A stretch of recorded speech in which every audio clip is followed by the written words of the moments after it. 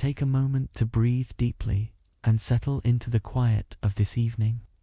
Before we begin, let me ask you gently, how was your day today? Was it filled with activity, or was it a slower, calmer kind of day? Perhaps you are listening in the late evening, ready to let go of your thoughts. Or maybe it is already night where you are, and the room around you is silent. If you would like to share, I'd love to know from which country you are listening, and what time it is where you are right now. These little details remind us how connected we are, even while resting quietly in our own spaces. Tonight, we will journey into a story from history, told slowly, with a steady rhythm to help you drift into rest. As you listen, I encourage you to relax your body and let your thoughts settle. If you find comfort here, you may also support this channel by simply liking the video, subscribing, and gently tapping the notification bell. It helps you stay connected with new bedtime stories, and it helps me know that these calm histories are reaching those who need them. There is no rush, no pressure, just an invitation to return whenever you wish to wind down. So, with calmness, let's begin the story of why the ancient Egyptians buried their pharaohs with so many objects. This is not a tale of worship or myths, but a simple exploration of tradition, wealth, and memory. Close your eyes if you'd like, and picture the quiet landscape of ancient Egypt. The golden desert stretches out endlessly, the horizon glowing softly as the sun lowers into the evening. A slow breeze moves across the sand, carrying with it the stillness of centuries past. And there, standing firmly against time, are the stone tombs built high and wide. They rise as reminders of rulers who once walked along the Nile, guiding their people, leaving behind echoes of their presence. The air is heavy with silence, yet it feels calm, not fearful. Imagine standing there, at the edge of this desert, the world quiet and wide, the only sound being your own breath. The Nile itself, that ancient river, flows not too far from where you are standing in this picture. Its waters move slowly, bringing life to the fields and to the villages that once lined its banks.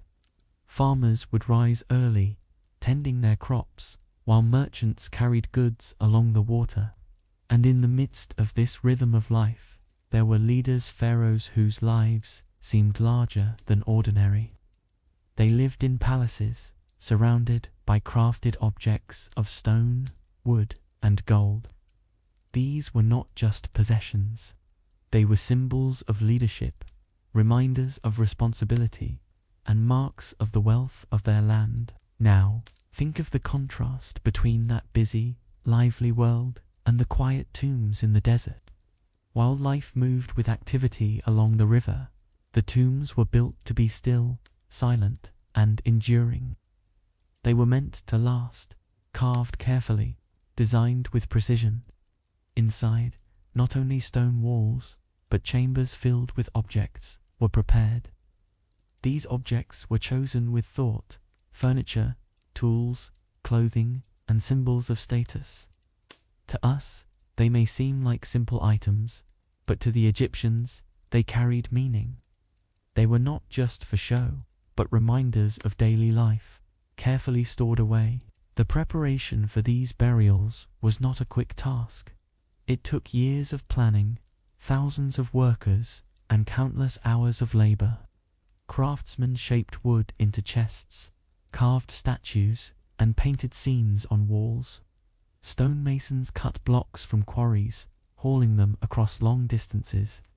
Painters added colors to surfaces that still hold faint traces even today. Imagine the sound of tools against stone, the calls of workers, and the slow progress of an immense project. For those who built it was not just work, it was part of honoring their ruler. The effort itself became a message carved into the earth. What's interesting is how ordinary and extraordinary objects sat side by side inside these tombs. Archaeologists later discovered golden ornaments next to jars of grain, or fine jewelry placed near sandals and clothing. This mixture showed that the Egyptians thought carefully about what was needed to represent a full life. Not only wealth, but also everyday essentials were stored. In some cases, even small figurines of workers were placed inside, carved in wood or stone. These little figures represented the idea of labor continuing, even after life had ended. It was a way of ensuring nothing was left incomplete. But let's pause here and reflect gently.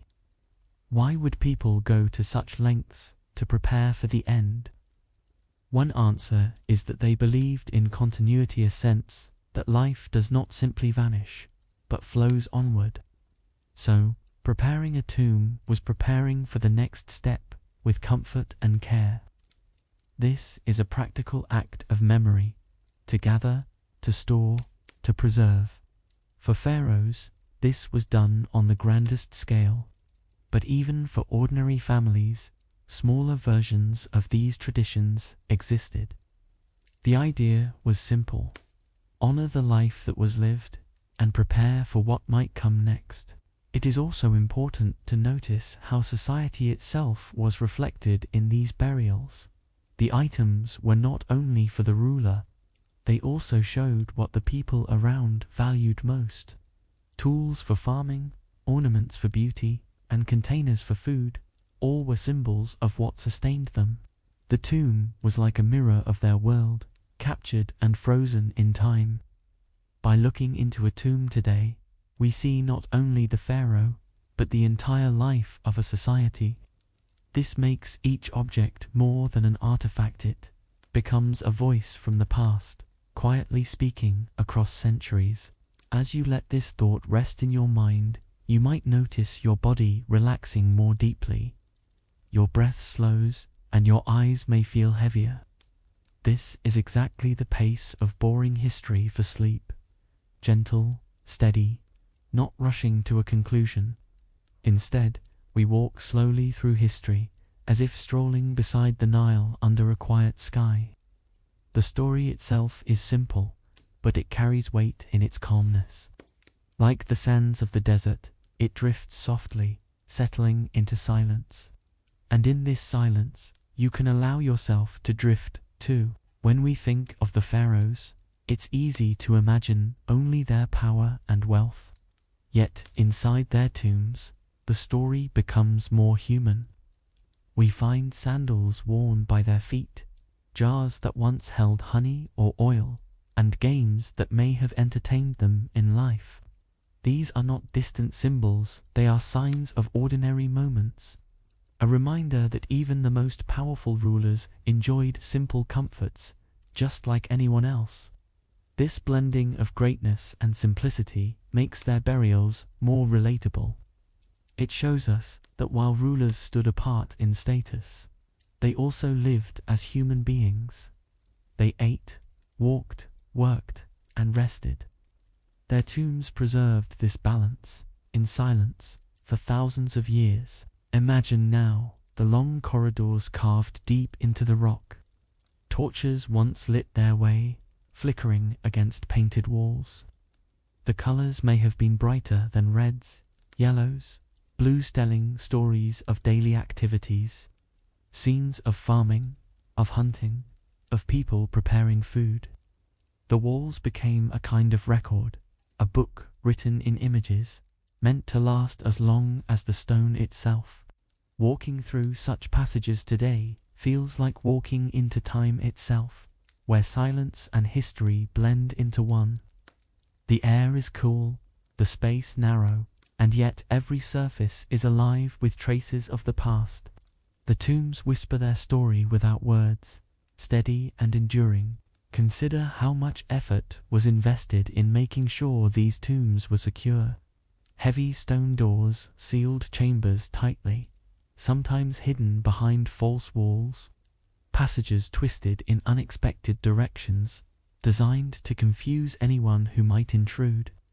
The intention was simple: to protect what was inside. To the builders, The tomb was more than stone, it was a legacy. It was meant to guard not only objects, but memory. And so, every effort was taken to make these chambers endure. The sand could cover them, the rock could conceal them, but they were meant to stay untouched for ages. In this way, each tomb became a message sealed in silence, waiting for discovery. When archaeologists eventually opened some of these tombs, the discoveries amazed the world. Imagine the moment when a chamber, sealed for centuries, was entered again for the first time. Dust rose into the air, the stillness unbroken for thousands of years, until that moment. And there, in the flicker of light, objects appeared exactly as they had been placed long ago. It was not just wealth that was uncovered, but fragments of life. A chair waiting in the corner, jars still sealed, ornaments resting as if untouched by time. These moments of discovery revealed not only the pharaohs, but also the lives of the people who had prepared everything with care. Each artifact was like a voice, steady and patient, finally seen again. But beyond the excitement of discovery, there is also a gentler story.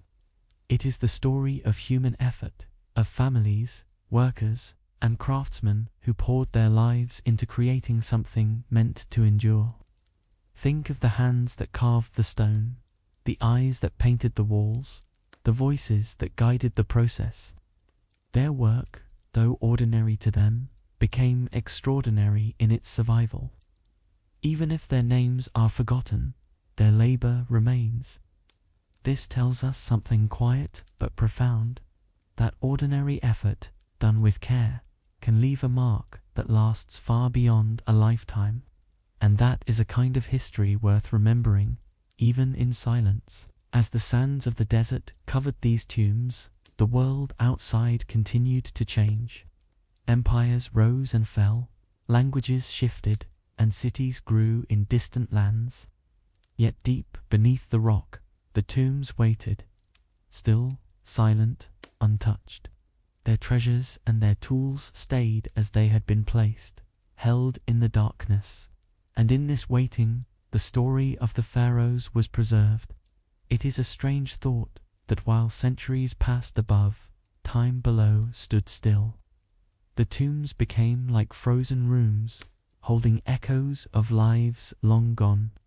And only recently have we been able to step inside and listen again. Now, as we reflect on this, it is easy to see the contrast between then and now. In our fast-paced world, everything changes. Quickly buildings rise and fall, technology evolves, and trends shift with speed. Yet here, in the story of the pharaohs, we find the opposite. A commitment to permanence, to leaving something that could outlast generations. The patience of stonework, the slowness of preparation, the care of preserving life in objects. It is a lesson in endurance, in stillness, in the value of what does not change. And in this stillness, there is a comfort, a rhythm that soothes the mind. So why, then, did the ancient Egyptians bury their pharaohs with so much? The answer is layered, but at its heart it was about memory, honor, and continuity. They wished to carry forward not only wealth, but also the texture of daily life. Each object was chosen with thought, placed with care, meant to hold meaning beyond its material. To them, these items were part of a story that did not end with life. They were chapters meant to continue, carefully preserved for what was to come. And in doing so, they left behind a treasure not only for themselves, but for us to learn from centuries later. As this segment draws gently to a close, allow yourself to rest with these images in mind. Picture the desert quiet, the river flowing, the tombs standing in stillness. Imagine the chambers inside, filled with objects chosen long ago, waiting in silence. Let the calm of that picture fill you, steady and slow.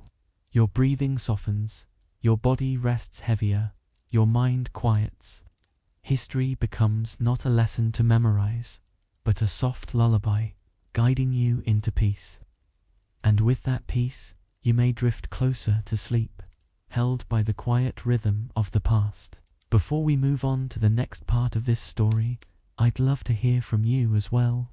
If you feel comfortable, share in the comments where you are listening from and what time it is as you hear this. Your thoughts remind me that this calm history is reaching people all over the world, each in their own quiet space. And if you'd like to return to more stories like this, you can subscribe and gently ring the bell to be reminded. For now, rest in the calm, knowing that history is here to keep you company as you drift toward sleep. The Nile River has always been the heart of Egypt, a lifeline running through the desert. Picture it now in your mind, a ribbon of blue stretching across the golden sands. Its waters flow slowly, calmly, carrying with them the promise of life in an otherwise dry land. Farmers, families, and travelers all looked to this river for sustenance, for guidance, for rhythm. Day after day, season after season, it marked the cycle of life.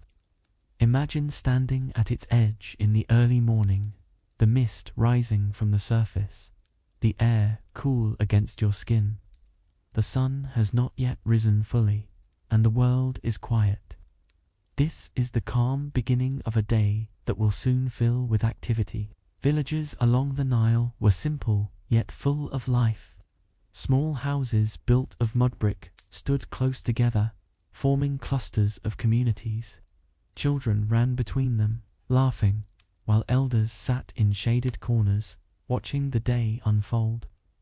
Goats and cattle moved slowly, guided by their owners, while fishermen prepared their nets along the riverbank. It was a steady, ordinary life, shaped by the rhythm of the water.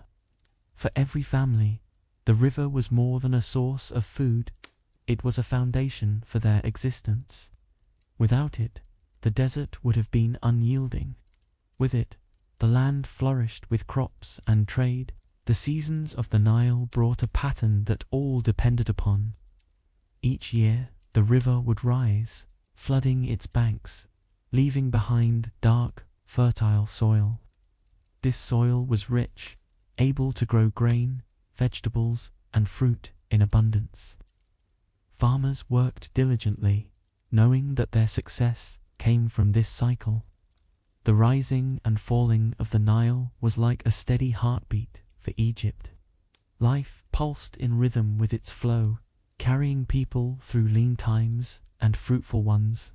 Imagine the relief of farmers seeing the first signs of fertile soil after the waters receded. It meant not only food for their families, but stability for the months ahead. Travel along the Nile was equally important. Boats made of wood floated gently, carrying goods and people from one village to another. Merchants traded grain, pottery, linen, and tools, exchanging what one village had for what another needed. The river became not just a source of life, but a pathway of connection. Communication and movement depended upon these waters.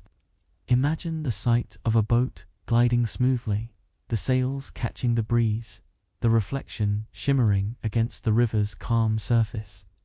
It was slow, deliberate travel, unhurried and steady, just as life itself seemed to be along the river. Pharaohs themselves, though distant in their palaces, were connected to this same river.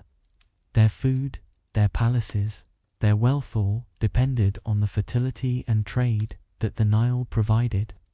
From the smallest family to the highest ruler, the river bound everyone together in dependence. Though their lives looked different, the connection was the same. It was a reminder that no matter how great a palace stood, it could not rise without the foundation of the land and its people. The river tied the farmer and the ruler, the worker and the noble, into one steady flow of life. Walking along the banks, you might have seen fields stretching into the distance. Wheat and barley swayed gently in the wind, their stalks golden beneath the sunlight. Workers bent to tend them, their movements slow and methodical. The sound of water wheels creaking filled the air as they pulled water from the river to irrigate the fields. This constant effort was the rhythm of survival, repeated year after year. The fields were more than just crops. They were security, nourishment, and the promise of tomorrow. Each harvest tied the community closer to the river that made it possible. The Nile also brought a sense of community. Villagers worked together to manage canals, ensuring water reached every field. Tasks were shared, and cooperation was necessary. Without unity, the river's blessing could not be fully used. This sense of togetherness created bonds among families, a shared effort to protect what sustained them all. The rhythm of planting, tending, and harvesting was not the job of one, but of many. And through this, each person became part of something greater than themselves. This unity was the quiet strength of Egypt, steady and enduring. Life along the Nile was not always easy, of course. Floods could be too strong, washing away homes and fields. Or they could be too weak, leaving the soil dry and cracked. Families learned to adapt, storing grain in times of abundance, preparing for the possibility of lean years. These challenges shaped their resilience, teaching patience and endurance. Imagine a family gathering in the evening, discussing how to ration their food, planning carefully to make it through until the next season. Their survival depended on foresight as much as on the gifts of the river. Even with challenges, there was beauty in the ordinary days. The laughter of children playing near the water, the songs of farmers as they worked, the sight of animals grazing peacefully. The Nile was not only practical, but a place of daily joy and calm. In the evening, families gathered by the water's edge, watching the sun sink into the horizon. The sky turned shades of orange and gold, reflected in the calm surface of the river. It was a moment of peace after a day of labor, a reminder of the rhythm of life that never stopped flowing. For the people of Egypt, the Nile was everything. It gave food, water, connection, and a sense of time itself. It was the foundation upon which their entire civilization stood. Without it, Egypt would have been a barren desert. With it, Egypt thrived, growing into one of the most enduring societies in history. And so, as the river flowed, so too did the lives of the people along its banks. This simple, steady relationship between land, water, and community was what made Egypt flourish. And it is here, along the Nile, that the story of the pharaohs truly begins. The homes along the river were often modest, built with the resources closest at hand. Mud brick was the most common material, shaped and dried in the heat of the sun. Inside, the rooms were simple but functional, with mats for sleeping and storage jars for grain. Families lived close to one another, and daily life spilled out into shared spaces. The sound of voices drifted across narrow streets, mixed with the calls of animals and the splash of water carriers. In this closeness, community thrived, shaped by necessity and strengthened by cooperation. These homes, though humble, were the heart of family life, filled with routines and traditions passed through generations. Meals were often prepared from the land's simplest gifts. Bread made from wheat or barley was a staple, baked in clay ovens or over open fires. Vegetables grown in fertile soil filled baskets, while fish from the river provided much-needed protein. Dates, figs, and honey added sweetness to the table when available. Meals were not elaborate feasts, but steady, sustaining nourishment. Around these meals, families gathered, sharing stories of the day, giving thanks for what they had, and planning for the next. The food was not just sustenance, but a thread of connection, binding each member of the household together. In this setting, daily work was constant, but not without moments of rest. The rising sun called people into the fields, and the setting sun invited them home. Work and rest followed the natural rhythm of the day. In the evenings, with chores complete, there was time for reflection, for music, and for quiet gatherings. Simple instruments like flutes and drums could fill the air with gentle melodies. These were not grand performances, but the sounds of daily life woven into the fabric of the community. A reminder that joy and beauty could be found even in the simplest of routines. Along the river, markets were lively, filled with the energy of exchange. Merchants brought pottery, woven baskets, linens, and produce to trade. The air was filled with the scent of spices, the sound of bargaining, the bustle of movement. It was here that villagers met others from nearby towns, sharing not only goods but news and stories. Markets were as much about connection as they were about commerce. People relied on these gatherings to provide what they lacked, to learn from one another, and to strengthen ties beyond their own village. The Nile, once again, made this possible, acting as the highway that carried goods and people alike. Education, too, began here along the Nile. Children learned not in schools as we know them today, but through the guidance of family and elders. Boys might learn farming, fishing, or trade, while girls learned the care of household duties. Skills were passed down directly through hands-on teaching, observation, and repetition. For those of higher status, scribes played a special role, teaching the art of writing and record-keeping. But for most families, learning was woven into daily life. The river itself was a teacher, showing when to plant, when to harvest, and when to prepare for change. The wisdom of the Nile became part of every generation. Festivals and gatherings occasionally interrupted this rhythm of work. These moments of celebration allowed families to pause, to share meals with neighbors, to laugh, and to strengthen their bonds. Music, dance, and storytelling filled the air, lifting spirits and breaking the cycle of labor. These occasions were brief but meaningful, reminding everyone that life was not only about work but also about joy. They were pauses in time, moments of relief, when the Nile became not only a source of sustenance but also a backdrop for happiness. Such gatherings carried the rhythm of life forward with renewed energy and connection. The Nile also shaped travel beyond villages and towns. Larger boats carried officials, goods, and messages across great distances. In this way, the river connected the entire kingdom from the far south to the delta in the north. Without this natural highway, unity would have been difficult.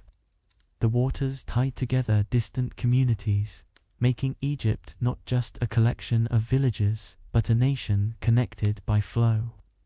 It is no wonder that the Nile was seen as the very thread holding the land together, a constant presence binding people across miles of desert. At night, the riverbanks grew quiet. Families rested, the animals settled, and the only sound was the gentle ripple of water. Stars filled the sky, countless and clear above the desert. Imagine sitting by the water, listening to the hush of the river as the world grew still. The day's work faded into memory, and peace spread across the land. It was in these quiet hours that reflection came easily. The Nile, still flowing in the darkness, reminded its people that tomorrow would come, steady as always. The river never stopped, even when everything else was silent.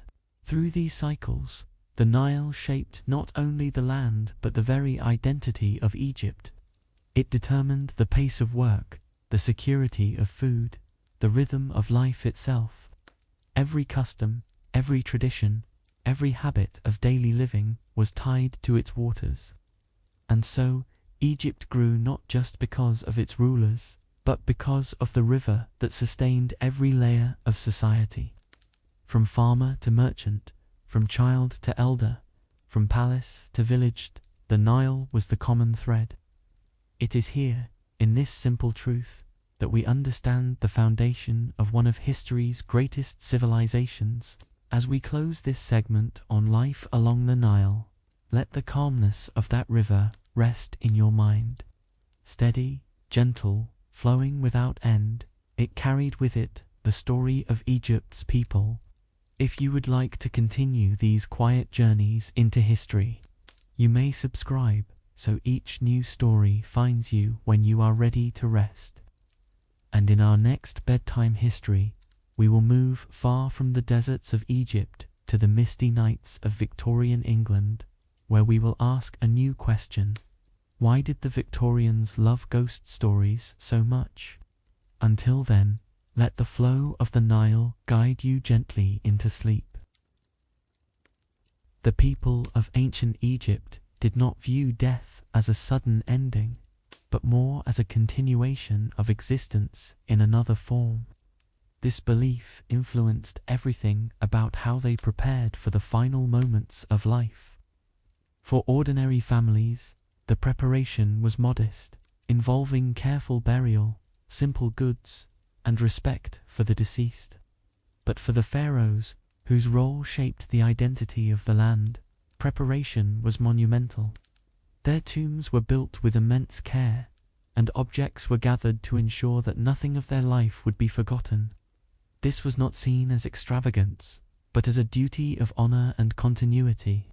And so, years could be spent planning the burial of a ruler, long before the final moment arrived. Preparation for death began early in a ruler's reign. Architects, planners, and workers were immediately tasked with designing a tomb that would stand the test of time. This was not a project to be rushed, for every detail mattered. The location of the tomb, the depth of its chambers, the strength of its stone of it required careful thought. Each decision reflected not only the needs of the ruler, but the pride of the society that built it. These projects could take decades, running alongside the everyday governance of the land. In this way, preparation for the end was woven directly into the life of the pharaoh. Inside the tomb, the chambers were designed with a sense of purpose. Some were wide and open, meant to hold large objects or symbolic items. Others were narrow, hidden, or carefully sealed, protecting the most important possessions. The deeper one went into the tomb, the more significant the objects became. Furniture, chests, food, jars, clothing, and tools lined the walls in careful arrangement. These were not scattered without thought, but placed in ways that reflected their use and meaning. Walking through such a tomb today feels like moving through a palace frozen in time, each room telling its own quiet story. The process of filling the tomb involved not just rulers, but countless skilled workers. Carpenters shaped wooden chests and chairs. Metal workers crafted ornaments of bronze or gold. Potters shaped jars of clay, later filled with grain, oils, or water. Painters decorated walls with patterns and images that reflected daily life. The combined effort of so many people showed how deeply society valued the preparation of their leaders. The work itself became a form of remembrance, an offering of time and labor to ensure the pharaoh's life was not forgotten. One striking feature of these tombs was the inclusion of food. Baskets of grain, jars of honey, preserved meats, and dried fruits were often stored carefully. To us, these might seem ordinary, but to the Egyptians, they represented sustenance, the ability to continue living in some form even after death. These items were chosen not because they were rare or luxurious, but because they were essential. They symbolized continuity, the idea that daily needs would be met, no matter where the journey led. The presence of such foods shows how practical and thoughtful the preparations truly were. Clothing was another essential part of the tomb's contents. Fine linen garments, carefully folded and stored, were placed in chests. Sandals of leather or woven material were included, sometimes adorned with decoration. These were not merely symbols of wealth, but reminders of daily life. Just as one would need clothing in life, so too was it thought necessary in the preparation for what followed. Each item carried the imprint of craftsmanship, of hands that worked carefully to create comfort and dignity. To imagine these garments is to picture the ruler not as a distant figure of power, but as a person, walking and living in the same practical way as anyone else. Tools and objects of work were also placed in the tomb. Farming equipment, writing tools, and household instruments were arranged with care. These items suggested that even in preparation for the end, the tasks of life continued. The Egyptians understood that survival depended on work, and so tools were symbols of that continuity. Some tombs even contained miniature models of workers and craftsmen. These figures, carved in wood or stone, were thought to represent labor continuing in service of the ruler. It was a practical vision of life, captured in symbolic form, and carefully preserved for centuries. The walls of the tombs themselves added another layer of preparation. Painted with images of farming, fishing, and family life, they created an environment that reflected the world outside. Instead of bare stone, the walls were alive with color and form, even if only faint traces remain today. These images were not extravagant illusions, but visual records of what life had been. They turned the tomb into more than a place of silence. It became a place of memory, a canvas of continuity. Walking through such passages would have felt like moving through a living record, where every surface told a story without words. One of the most profound aspects of this preparation was the sense of order. Everything had its place, everything had its purpose. There was no randomness in the way items were chosen or placed.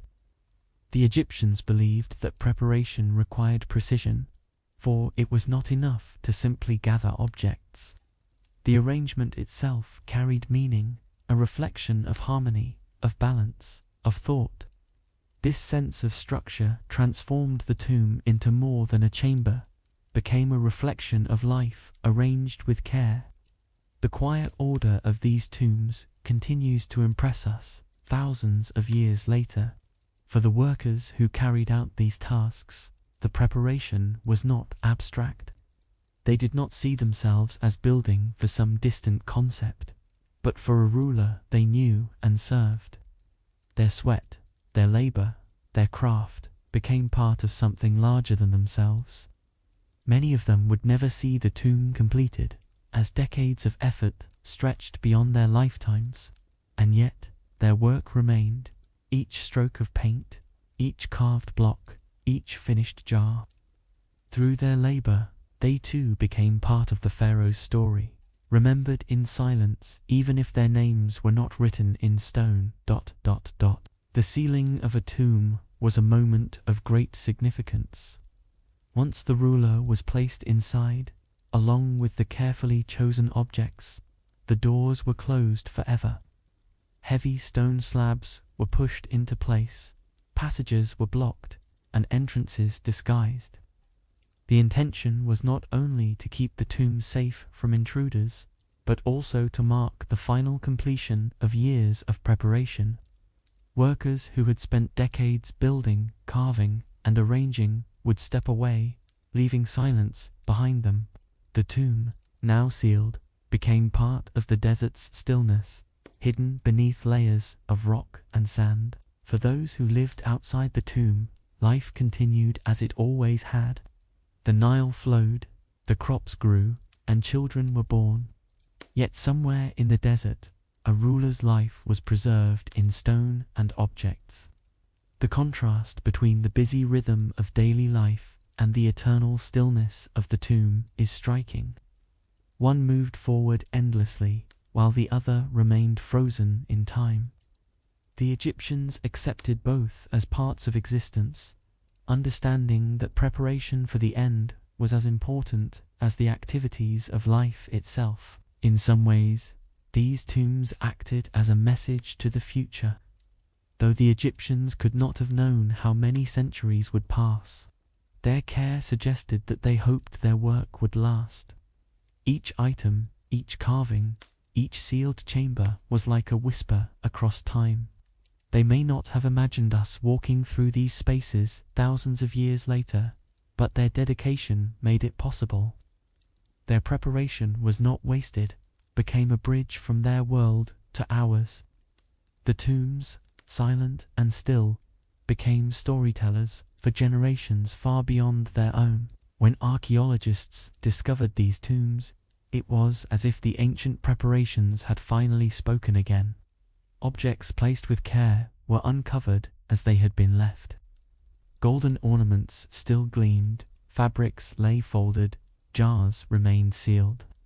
The precision and order that the Egyptians had valued so deeply was revealed, even after thousands of years.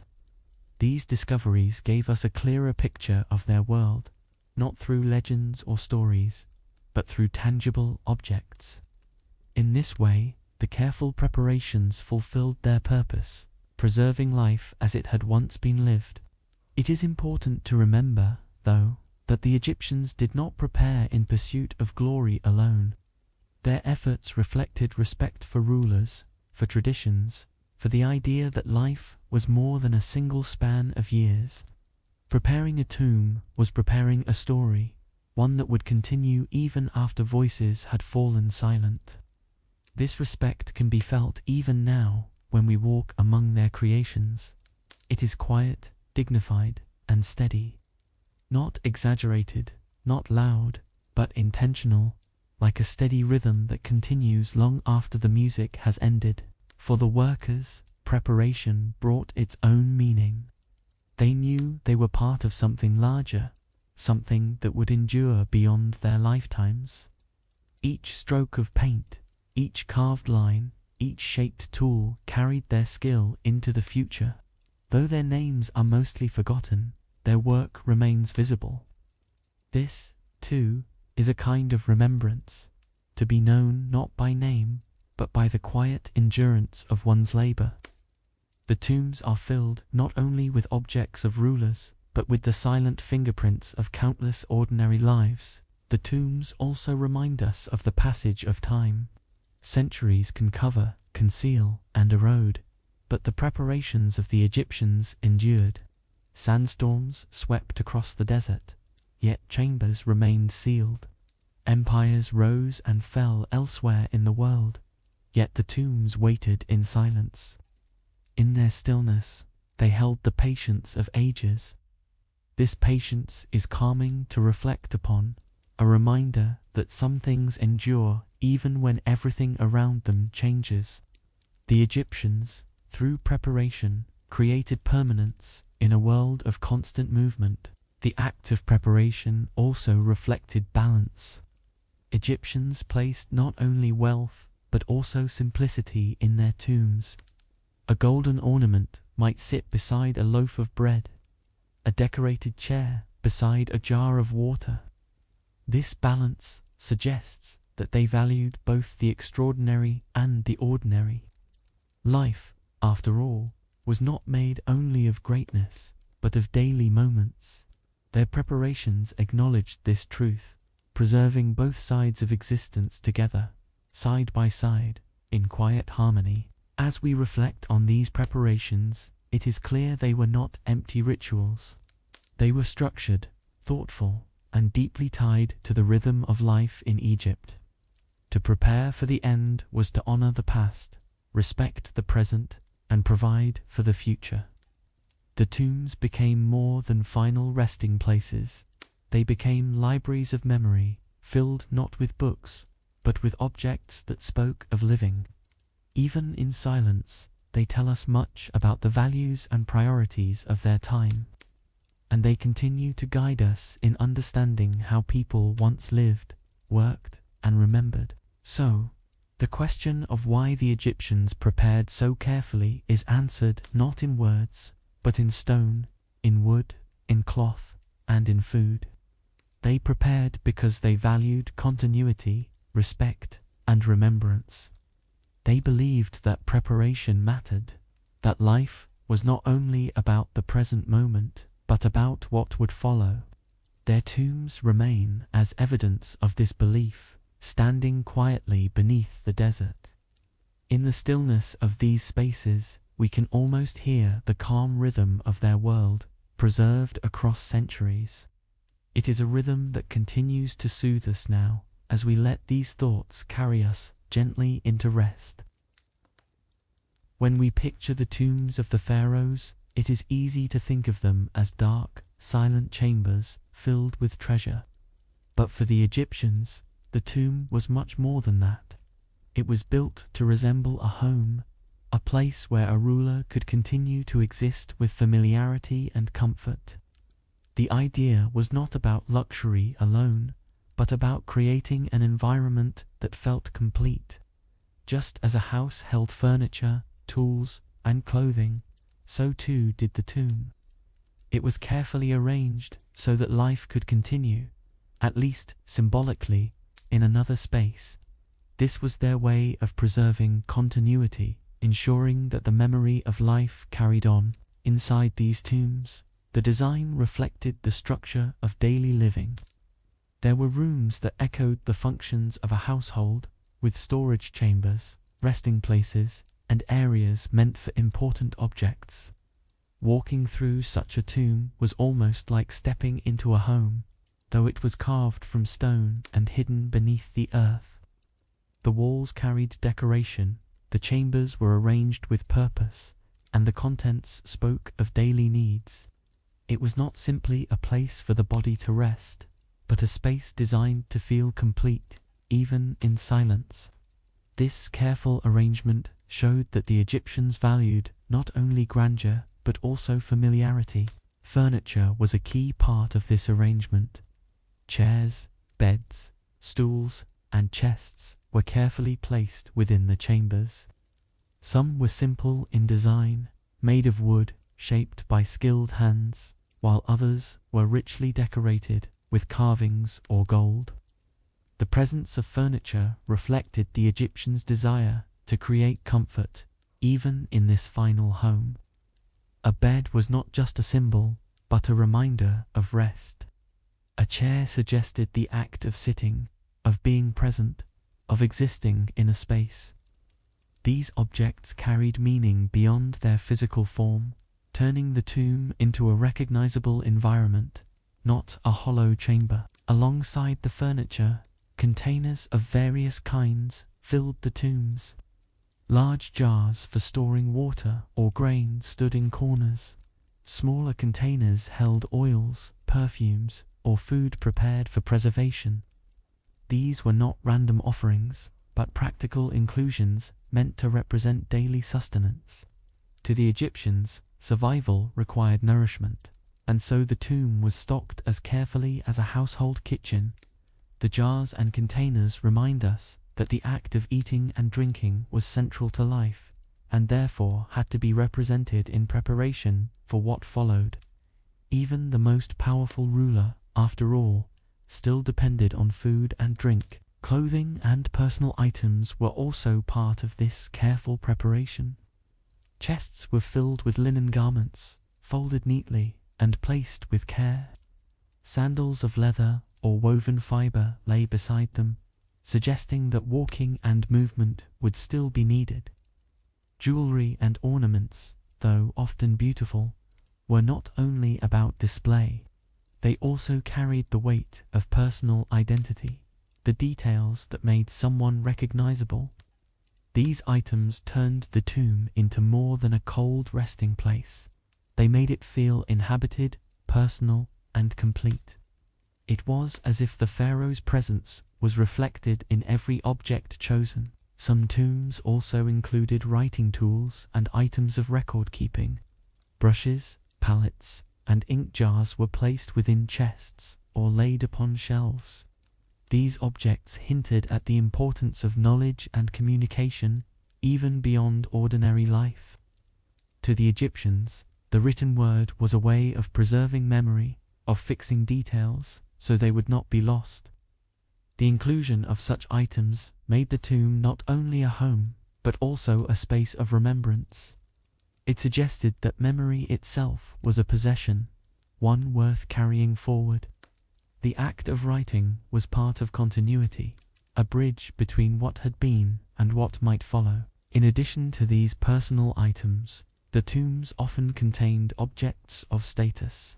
Crowns, scepters, and symbols of authority were placed carefully alongside the more ordinary items. These objects reminded anyone who might enter that the person within was not just anyone, but a leader of their people. Status mattered, not for vanity, but as a way of marking the role the pharaoh had played in life. To the Egyptians, leadership was not something that ended abruptly. It was part of the person's identity, just as clothing, furniture, or food were. These objects made the tomb both a home and a monument position. The walls of the tomb supported this design, turning stone into a canvas of memory.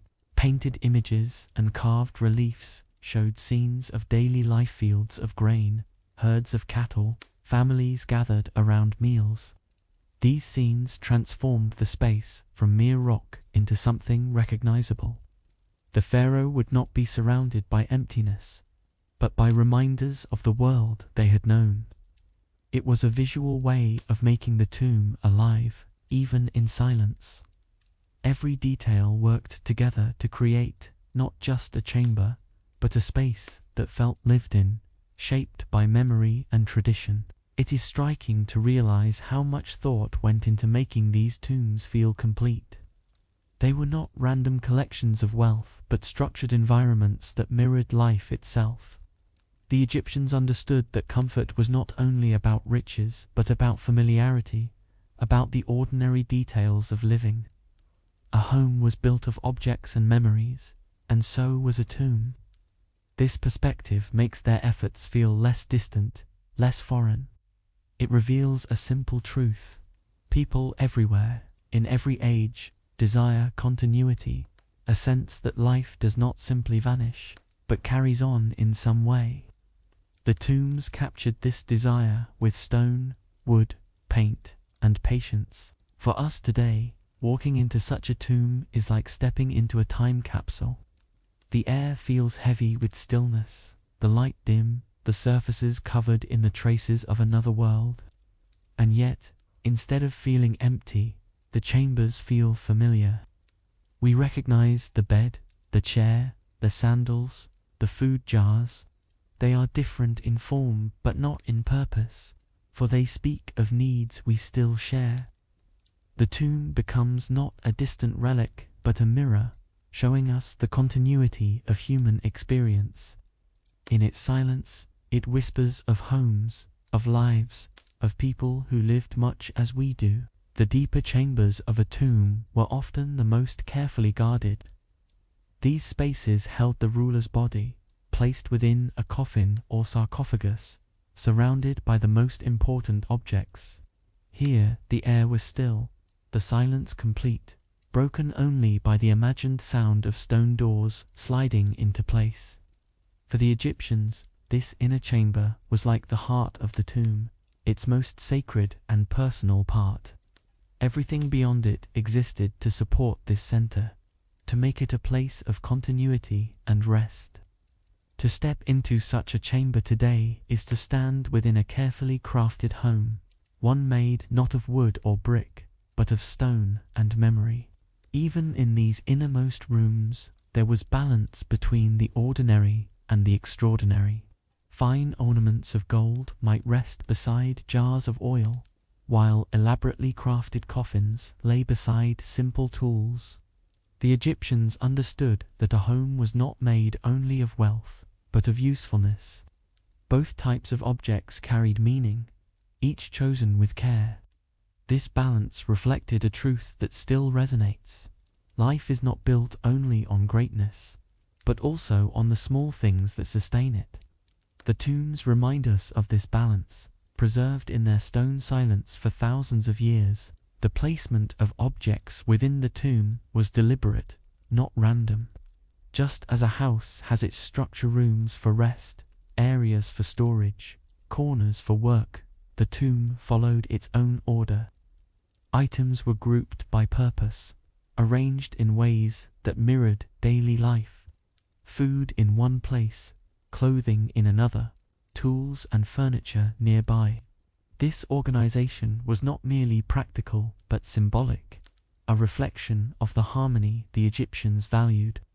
They believed that order itself brought meaning, that a space filled with balance was stronger than one left scattered. And so, their tombs became silent but structured homes, complete in every detail. Light played an important role in how these tombs were experienced. In life, homes were filled with sunlight and firelight, casting warmth on walls and objects. But in the tomb, light was scarce, flickering from torches as workers placed the last objects. Once sealed, the chambers would remain in darkness forever, yet their design suggested light. Brightly painted walls carried the illusion of fields, rivers, and open skies. Even in darkness, the pharaoh would not be surrounded only by stone, but by images of life beyond it. This contrast between light and dark gave the tomb a strangely comforting balance, like a dream captured in stone. The silence of these tombs is perhaps their most striking feature. Unlike the noise of bustling villages or the sounds of riverbanks filled with life, the tombs were built to hold stillness. And yet, this silence was not empty, it was full of meaning. Every object placed, every wall painted, every chamber carved was a message preserved in quietness. The stillness allowed these messages to endure, untouched by the noise of the outside world. Today, when we step into such spaces, that silence greets us first, inviting us to listen not with our ears but with our thoughts. The tombs remind us that stillness, too, can be a form of storytelling. In many ways, the tombs blur the line between house and monument. They were homes for memory, designed for continuity, yet they also stood as symbols of greatness. The size, the scale, the precision of their construction all spoke of the ruler's significance. But beyond the grandeur, there was intimacy in the details, the sandals, the beds, the jars of food. These details humanized the ruler, showing not just power, but daily existence. The tombs held both aspects together, creating a blend of monument and home, permanence and familiarity. This dual nature makes them powerful reminders of how life and legacy intertwine. For the workers who built these tombs, the effort was immense. Years of labor under the sun, carving stone, carrying blocks, painting walls, and shaping objects. Their hands created not only structures, but environments meant to feel like homes. Though they would never live inside, their work gave life to these spaces. Every stroke of paint, every carved surface, was part of a greater whole, a house for a ruler to carry forward. In this way, the tombs were not just homes for pharaohs, but also monuments to the countless unnamed workers who gave their lives to build them. The survival of these tombs across thousands of years also carries a quiet lesson. Though the Egyptians designed them to endure, they could not have predicted how time would treat them. Some tombs were looted, others collapsed, and many remained hidden under sand for centuries. Yet even through all this, so much has remained intact. The presence of furniture, food, jars, and clothing in these chambers reminds us of the durability of simple objects when protected by stone. They survived because they were valued, placed with intention, and shielded by the desert's silence. The tombs themselves became guardians of memory, patient across millennia. When archaeologists uncovered these spaces, it was as though homes long forgotten were opened once more. Chairs sat waiting, beds lay ready, sandals rested in corners. Nothing moved, nothing shifted, as if the residents had simply stepped away for a moment. This sense of preservation makes the tombs feel less like graves and more like frozen houses. They hold the intimacy of daily life, captured and sealed in time. To stand in such a place is to feel the presence of ordinary life within extraordinary silence. The tombs, in their endurance, become mirrors of humanity's timeless need for home, and so, the tomb as a home reflects more than just Egyptian tradition.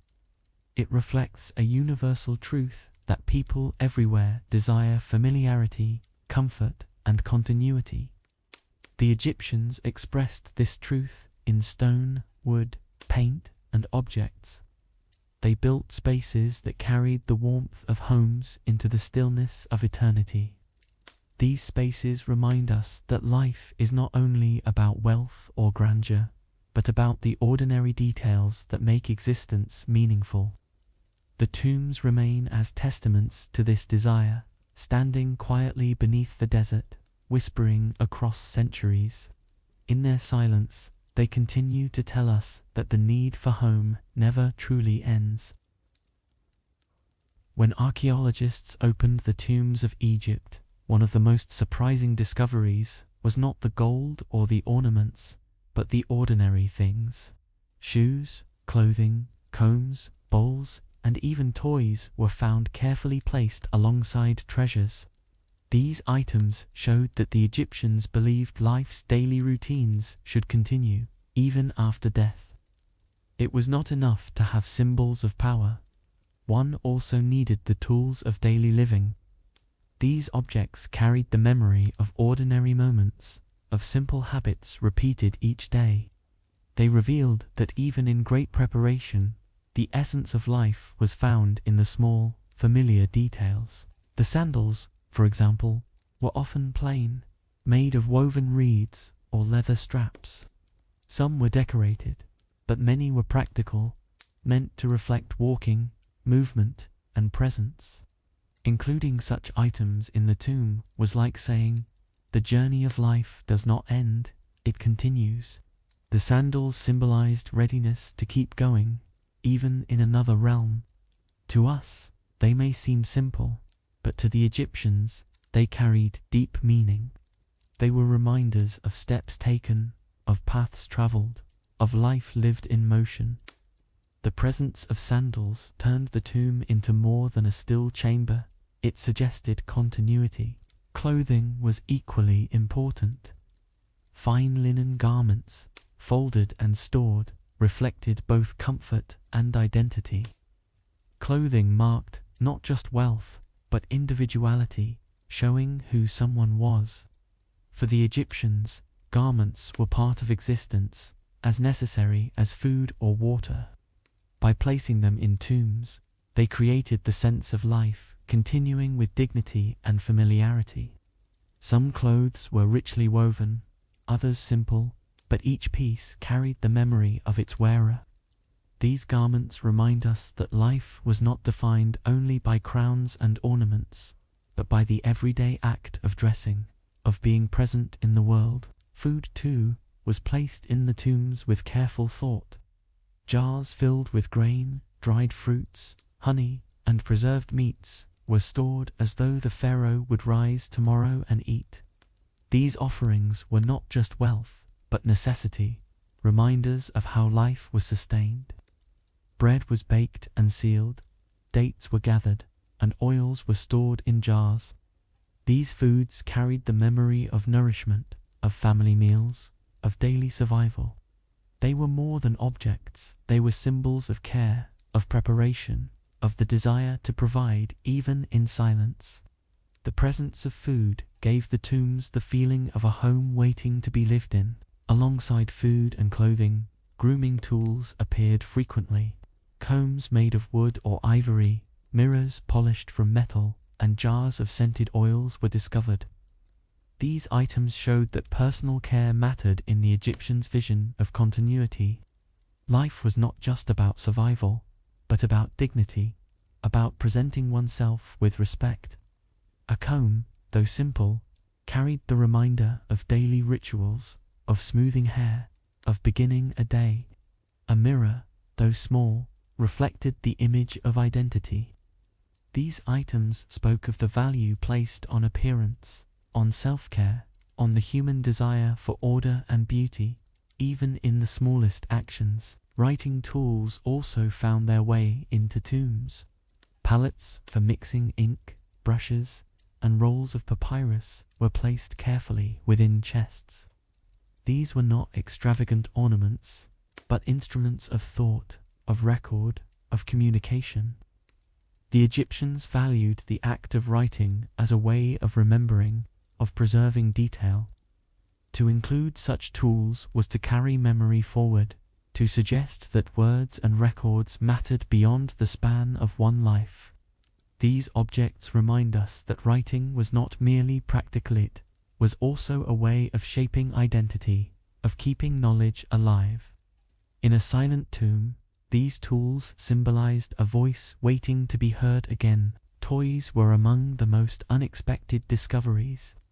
Small carved animals, little dolls, and simple games were found in some burials.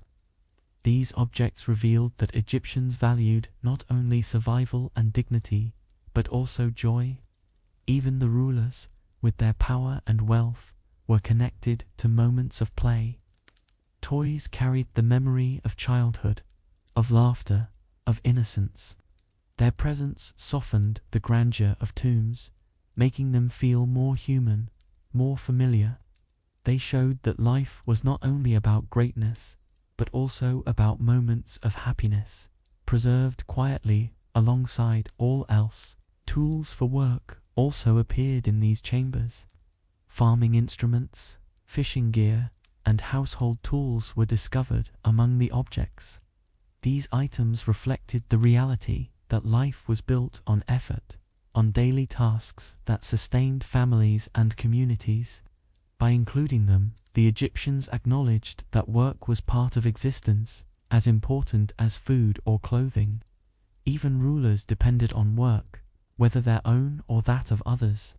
Placing tools in tombs was a way of honoring that truth, preserving the link between labor and life. These tools, though silent, carried the story of effort, of survival through work. Music, too, left its trace in some tombs. Small harps, flutes, and drums were found, symbols of joy and rhythm. These instruments carried the memory of sound, of gatherings filled with song, of evenings made lighter by melody. To include them was to acknowledge that life was not complete without art. Music gave shape to emotions, gave rhythm to daily living. Even in silence, the instruments symbolized the idea that beauty and joy were essential. Their presence in tombs reminds us that sound itself was considered a part of life worth carrying forward. Together, these objects created a vivid picture of life. They were not just treasures, but fragments of existence, captured and preserved. Sandals, clothing, food, combs, toys, tools, instruments all carried meaning beyond their material form. They were symbols of continuity, reminders of what made life whole. By including them in tombs, the Egyptians showed that life was not defined only by greatness or wealth, but by the daily details that shaped identity. These objects turned the tomb into more than a monument. They made it a lived space, filled with echoes of ordinary existence. And in their silence, they continue to whisper of lives once lived, steady and familiar. One of the most fascinating aspects of these daily objects is how carefully they were arranged. Items were not simply piled together, but organized with intention. Food jars were grouped, clothing was folded, sandals were stacked neatly, tools were placed where they could be found, and ornaments were positioned with balance. This sense of order reflected the Egyptians' belief that harmony mattered in all things. A well-ordered tomb mirrored a well-ordered life, and this order carried meaning beyond appearance. It showed care, respect, and the idea that every detail had value, even in silence. The materials of these objects also told their own stories. Some were made from simple wood, clay, or red, while others were crafted from gold, ivory, or precious stones. This combination of ordinary and extraordinary materials showed that both simplicity and richness were important. A clay pot might sit beside a golden ornament, each carrying equal weight in meaning. To the Egyptians, life was a blend of necessity and beauty, and both deserved to be preserved. This mixture gave the tombs a sense of completeness, capturing every layer of existence in one space. Many of these items have survived remarkably well, thanks to the desert environment and the protection of stone walls. Linen garments still hold their folds. Wooden furniture still carries the marks of carving, and food jars still show traces of what they once held. It is astonishing to imagine such objects resting untouched for thousands of years. Their survival is not only a matter of craftsmanship but also of intention. By placing them in tombs, the Egyptians created spaces of preservation where time itself seemed to pause. These objects became messages carried across centuries, waiting to be uncovered again. When modern eyes first looked upon these objects, there was a sense of wonder. To see a pair of sandals that had once been worn, or a comb that had once been used, brought the past closer than ever before. These were not distant symbols but human possessions, items that could be recognized instantly. In that recognition, the people of ancient Egypt no longer felt far away. Instead, they seemed familiar, their lives echoing our own in small but meaningful ways.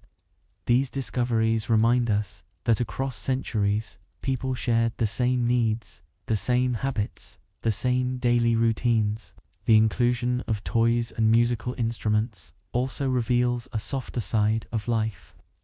Pharaohs are often remembered as powerful rulers, distant figures of authority, but these objects remind us that even rulers were once children, and even leaders found joy in sound and play. A carved doll or a wooden game board shows that life was not only about duty but also about moments of laughter.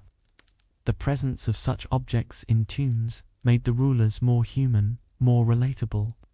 They remind us that greatness is built not only on achievements but also on simple joys that all people share. There is also a quiet beauty in the way these objects connect us to unnamed workers. Every jar was shaped by hands, every chair carved by a craftsman, every garment woven by someone's labor. Though their names are lost, their work remains in the tombs. Their skill, patience, and dedication created items that endured through centuries. These objects are not only reminders of pharaohs, but also silent tributes to the countless workers whose efforts made such preservation possible. In this way, the tombs hold not just the story of rulers, but of entire communities working together. The objects of daily life also teach us about resilience. They show how people adapted to their environment, using the resources available to them. Reeds became sandals, clay became storage jars, linen became clothing. Each item reflected creativity and adaptation, turning simple materials into lasting possessions. These everyday innovations carried the society forward, making survival possible in a challenging land. By preserving these objects in tombs, the Egyptians also preserved the story of human ingenuity, a story that still inspires us when we look upon their creations today. The variety of objects also shows how complete the Egyptians wanted their preparations to be. Nothing essential was left out, from food to clothing, from tools to ornaments. The tombs were stocked as though ready for a long journey, with everything one might need to live. This completeness reflected a desire for wholeness, for a life that was not broken by death, but carried forward in full. It was not only the rulers who were honored in this way. Ordinary people too, in smaller ways, followed similar traditions. Together, these practices shaped a culture that valued preparation, care, and continuity. As we think about these objects, it becomes clear that they were more than possessions. They were symbols of memory, reminders of life as it was lived. Each sandal, each garment, each jar spoke of daily existence, preserved with dignity. By placing them in tombs, the Egyptians created a living picture of what mattered most.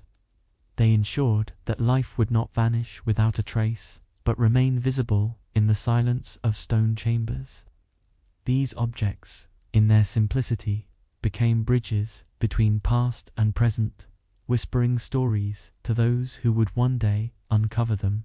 And so, the objects of daily life show us the heart of Egyptian preparation.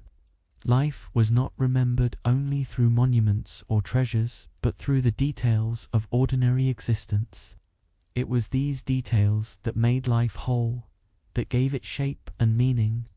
By honoring them, the Egyptians honored the very essence of living. Their tombs remind us that history is not only about rulers and battles, but also about sandals, bread, combs, and toys. In these simple things, we see humanity most clearly, steady and familiar, carried forward across time. And in their quiet presence, we are reminded that daily life, in all its small details, is worth remembering.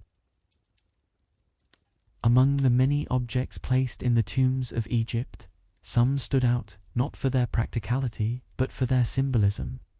These were the signs of status, objects that reflected leadership, authority, and position. Unlike the sandals or jars of food, these items were not about daily needs. They were about memory, about reminding the world that this person had once been more than ordinary. Crowns, staffs, and jewelry carried meanings that extended beyond their material form. They were silent messages carved in gold and stone, symbols of a life lived in prominence. Their presence turned the tombs into more than homes. They became monuments of identity. Golden masks are perhaps the most striking example of these symbols. Carefully crafted to cover the face of the ruler, they were made with extraordinary precision. The mask preserved the likeness of the pharaoh, allowing recognition across centuries. To us, these masks are works of art, dazzling in their beauty. But to the Egyptians, they were a way of ensuring continuity, of marking the individuality of their leader. The mask was not just decoration, but a reminder that even in silence, identity remained. It was a symbol of permanence, unchanging beneath the desert sands. Jewelry played another important role in signifying status. Necklaces of gold, inlaid with precious stones, bracelets of delicate design, and rings bearing symbols of power were placed with care. These items reflected wealth, but also meaning. Each piece was designed not only to impress, but to communicate identity and role. A necklace might symbolize strength, a ring might carry authority, a bracelet might reflect protection. The Egyptians understood that jewelry was not just for beauty, but for message. By including it in tombs, they ensured that these messages would not be forgotten. Scepters and staffs were also prominent among the objects of status.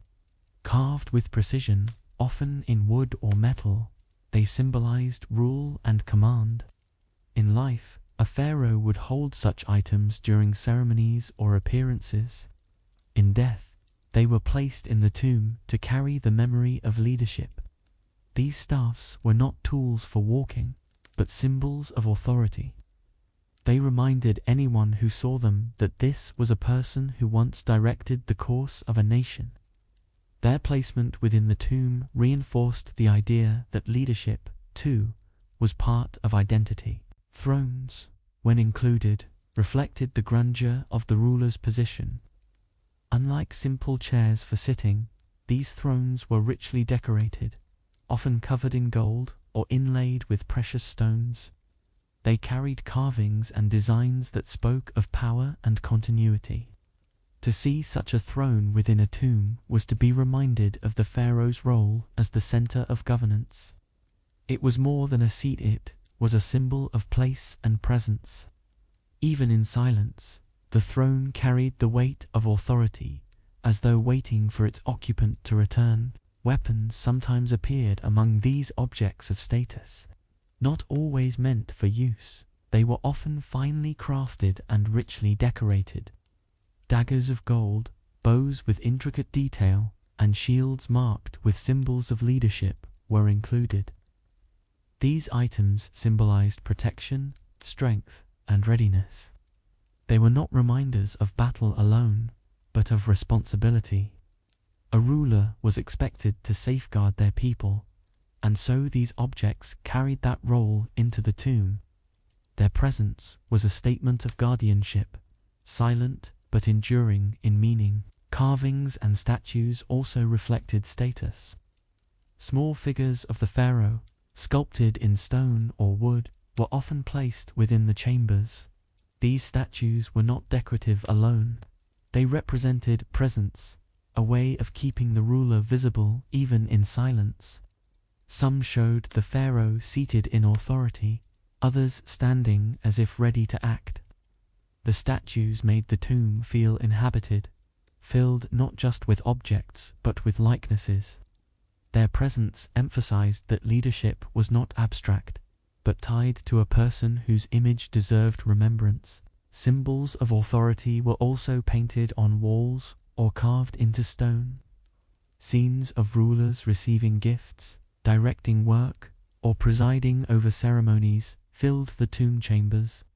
These images worked alongside the physical objects to reinforce memory. Even in darkness, the carved scenes remained, waiting for light to reveal their meaning again. They transformed the tomb into both a home and a gallery, where every surface carried a reminder of power and presence. This layering of objects and images created a complete picture of the ruler's identity, preserved in silence. It is interesting to notice that these signs of status were not separated from daily objects. Jewelry might sit beside sandals, a throne beside jars of food. This blending suggested that identity was made of both greatness and ordinary living. A ruler was not defined only by crowns and staffs, but also by clothing, meals, and simple tools. The Egyptians did not divide life sharply between ordinary and extraordinary. Instead, they preserved both together, side by side, in their tombs. This reflected a balanced view of existence, where status and humanity were remembered equally. By placing these symbols of authority in tombs, the Egyptians made a clear statement. They wished to remember their rulers not only as people but as figures of importance. The crowns, the masks, the thrones, and the weapons were reminders that leadership shaped the life of the nation. At the same time, they were acknowledgments of the ruler's individuality, a way of preserving identity for generations.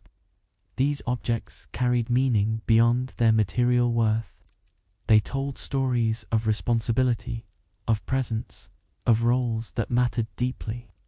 In their silence, they continue to whisper of authority, steady and calm beneath the sands. The presence of crowns within the tombs was especially meaningful.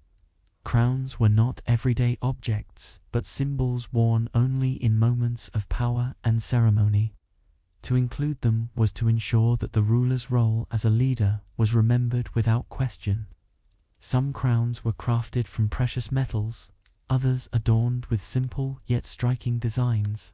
Each one represented authority, unity, and the responsibilities carried during life. When placed within a tomb, the crown became more than decoration. It became a seal of identity, reminding future generations of the ruler's role in shaping their world. The use of color in these symbols also carried importance. Gold suggested permanence, its brightness resisting the passage of time. Blue stones, often lapis lazuli, reflected depth and stability. Red tones symbolized vitality, while green represented renewal and balance. The Egyptians used these colors not casually, but intentionally, knowing they would speak long after words had faded. Each item became a message, told not in writing but in shade and shine. Within the tombs, the colors glowed faintly in the torchlight, giving life to objects resting in silence. Amulets were another form of status symbol often included in burials. Small in size but rich in meaning, these pieces were crafted with care and worn close to the body. Some were made of stone, others of metal, but all carried protective associations. While today they are admired for their artistry, in their time they were personal and intimate. They reflected the connection between identity and security, between authority and protection. By placing them in tombs, the Egyptians ensured that even small symbols of status were preserved. They remind us that power was expressed not only in grand objects, but also in personal details. What is striking about these status objects is how they combined functionality with symbolism. A staff could be held, but it also meant leadership. A weapon might defend, but it also represented protection. A throne could be sat upon, but it also reflected authority.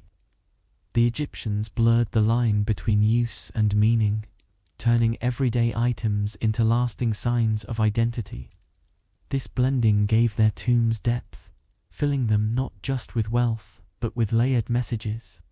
It is this depth that makes their objects feel alive, even when resting untouched for centuries. The craftsmanship of these items also reflected the society's values.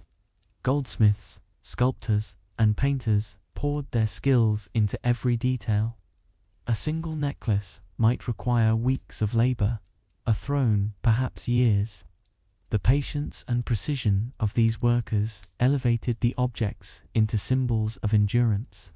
Even today, their craftsmanship commands respect, surviving long after their names have been forgotten.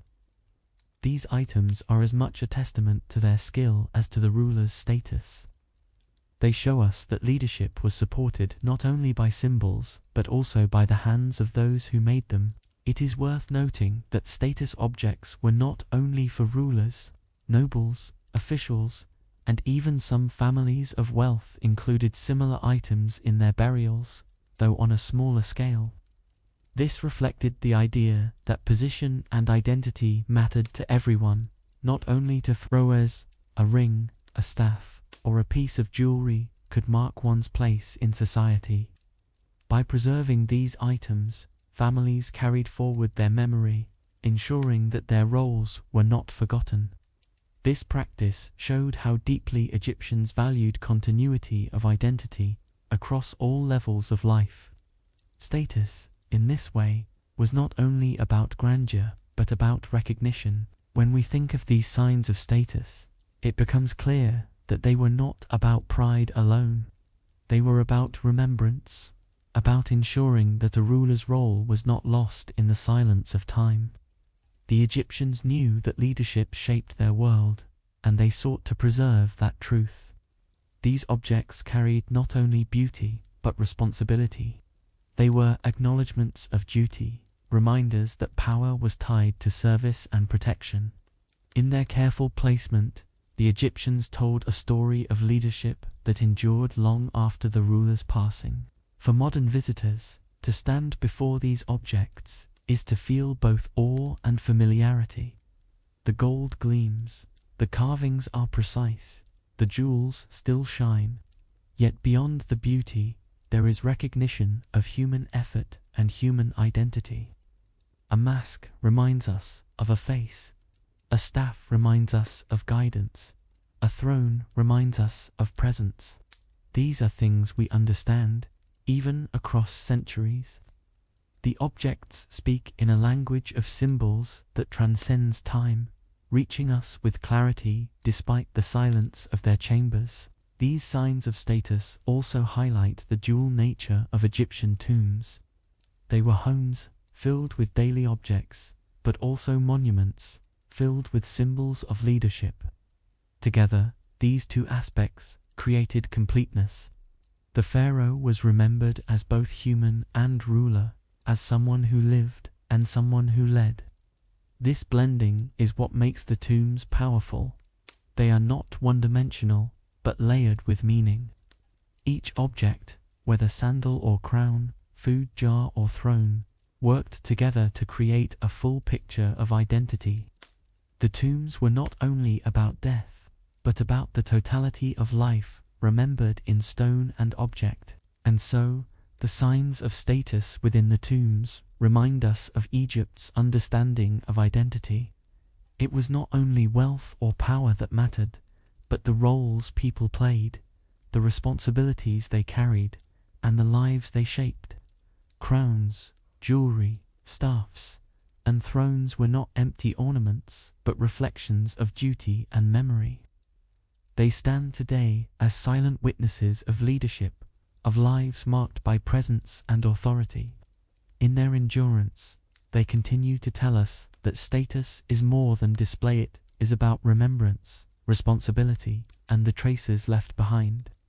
These objects, resting quietly beneath the sands, still carry that message across time. The tombs of Egypt were not only homes filled with objects, they were also fortresses of protection. Pharaohs were surrounded not just with food, furniture, and jewelry, but with walls, locks, and barriers meant to keep everything safe. The Egyptians understood that such wealth would attract danger, and so they planned carefully. Tombs were designed not only for remembrance, but also for defense. Protecting the pharaoh meant protecting the memory, the objects, and the work of thousands who had built them. This sense of security was woven into the very structure of the tomb itself. Massive stone doors were one of the first lines of defense. These were carved to fit so tightly that moving them required great effort. Once sealed, they became nearly impossible to open without tools and time. The weight of the stones themselves was a shield, pressing firmly against the entrance. To anyone outside, the tomb was closed, silent, unreachable. To those within, it became a chamber of stillness, preserved by strength. The stone doors reflected not only engineering skill, but a determination to create permanence and safety. Passages inside the tombs were often designed with confusion in mind. Corridors twisted unexpectedly, some leading to false chambers, others narrowing until they ended abruptly. These designs were not accidents, they were deliberate traps to mislead intruders. A thief entering the tomb would find themselves lost, unsure of which way to turn. Meanwhile, the true chamber lay hidden behind walls of stone. The Egyptians used space itself as a form of defense, turning architecture into a barrier. In this way, the tombs were not only homes, but puzzles meant to protect what lay within. In some tombs, heavy blocks of stone were placed in ceilings or passages, ready to drop if disturbed. These blocks created additional barriers, trapping intruders or sealing passages permanently. To the Egyptians, such measures were necessary, for the wealth inside was immense. A single tomb contained gold, jewelry, furniture, and food, all valuable to those desperate enough to steal. The builders sought to ensure that even the most determined intruder would be stopped. These blocks, simple in form, became guardians of silence, ensuring that the tomb's contents would remain untouched. Walls themselves became tools of defense. Some chambers were hidden behind false walls, their entrances disguised with stone that blended perfectly into surrounding surfaces. To an intruder, the tomb might appear empty or incomplete. Only those who knew the design could find the true chambers within.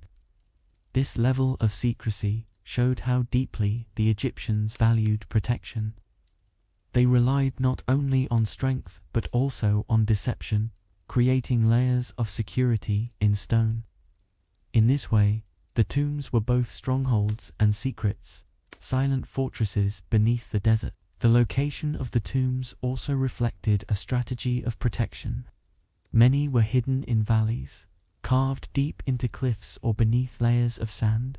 Unlike the towering pyramids, which stood visibly on the horizon, later tombs were concealed. Their entrances were narrow, their paths winding, designed to keep them out of sight. This shift towards secrecy showed that protection mattered as much as grandeur. To keep the pharaoh safe, the tomb itself had to disappear into the landscape. Hidden beneath the desert, the chambers waited in silence, shielded by the earth itself. The role of guards and officials was another layer of protection. Even after sealing, the tombs were often watched, their entrances monitored by trusted men. These guards represented society's dedication to preserving the pharaoh's memory. They stood not only against thieves, but also against neglect, ensuring that the tomb remained respected. Their presence was a living reminder of the value placed upon the ruler's resting place. Though time has erased many of their names, their duty is remembered through the survival of the tombs they protected. What is striking is how much effort was given to safeguarding not only the pharaoh but also the objects themselves. The jars of food, the sandals, the tools, and the symbols of status were all considered worthy of defense. The Egyptians believed that these items carried meaning beyond material value. To lose them would be to lose continuity, to break the story preserved within the tomb. Protecting the pharaoh therefore meant protecting a memory, a vision of life preserved for the future. Each object became part of a legacy, shielded by walls and watchfulness. Despite all these efforts, some tombs were still broken into. Thieves throughout history sought the treasures of gold and jewels. Yet even in cases where objects were taken, much still remained. The strength of the walls, the cleverness of the designs, and the depth of the chambers preserved more than expected. Thanks to these protections, we are still able to walk into tombs today and see traces of life as it was. The Egyptians' commitment to defense ensured that history itself was guarded, carried across centuries by stone and silence. The act of protecting the pharaoh reveals a deeper truth about Egyptian society. It shows us that remembrance was not passive, but active. They did not simply bury their rulers and walk away. They carved stone, sealed doors, hid entrances, and posted guards. They treated memory as something fragile, worth guarding with strength and strategy. In doing so, they created not only tombs, but monuments of protection. These tombs remind us that memory is precious, and that to preserve it requires effort, care, and dedication. The Valley of the Kings is one of the best examples of protection through secrecy. Instead of building massive pyramids that stood visibly on the horizon, later rulers chose to be buried deep in hidden cliffs. Narrow passages led into the mountainside, winding deeper and deeper into the rock. The tombs were designed to be invisible from the surface, blending into the desert landscape. This approach showed a shift in strategy. Protection was found not in size, but in concealment. The valleys themselves became guardians, covering the chambers in silence and stone. Inside these hidden tombs, the passageways became even more complex. Some stretched long into the mountain, with staircases leading down into the earth. Others branched into multiple chambers, creating a maze of corridors. To a thief, the journey inside would be exhausting, confusing, and dangerous. The deeper they went, the harder it became to find what they sought. Meanwhile, the true resting chamber lay at the heart of the tomb, waiting in stillness. These designs turned the tombs into puzzles, protecting the pharaoh through distance and difficulty. The decorations on the walls, while beautiful, also served a protective role. Scenes of daily life, rituals, and symbolic images were carved with care. To those who understood them, they carried meaning, reminders of values and traditions.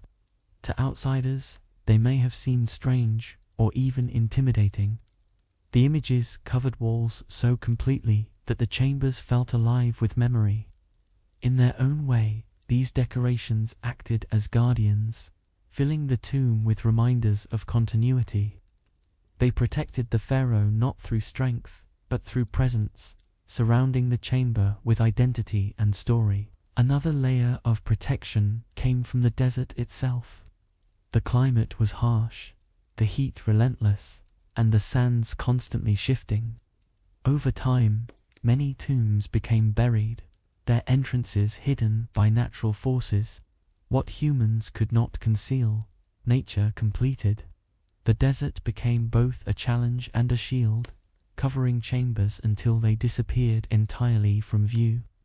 Centuries could pass with no one knowing where a tomb was hidden. In this way, the desert acted as a silent protector, guarding the memory within through its vastness and unpredictability. The idea of protecting the pharaoh extended beyond objects and chambers. It was about safeguarding legacy, ensuring that the ruler's presence endured. For the Egyptians, memory was fragile, vulnerable to being lost, if not preserved carefully. Protection meant keeping this memory alive, shielding it from destruction or theft. The tombs themselves became symbols of this effort, physical embodiments of a society's commitment to its leaders. To protect the pharaoh was to protect history itself, a responsibility carried out in stone and sand. Even with all of these protections, tomb raiding remained a reality. Over the centuries, some treasures were taken, some chambers disturbed, yet despite this, much survived.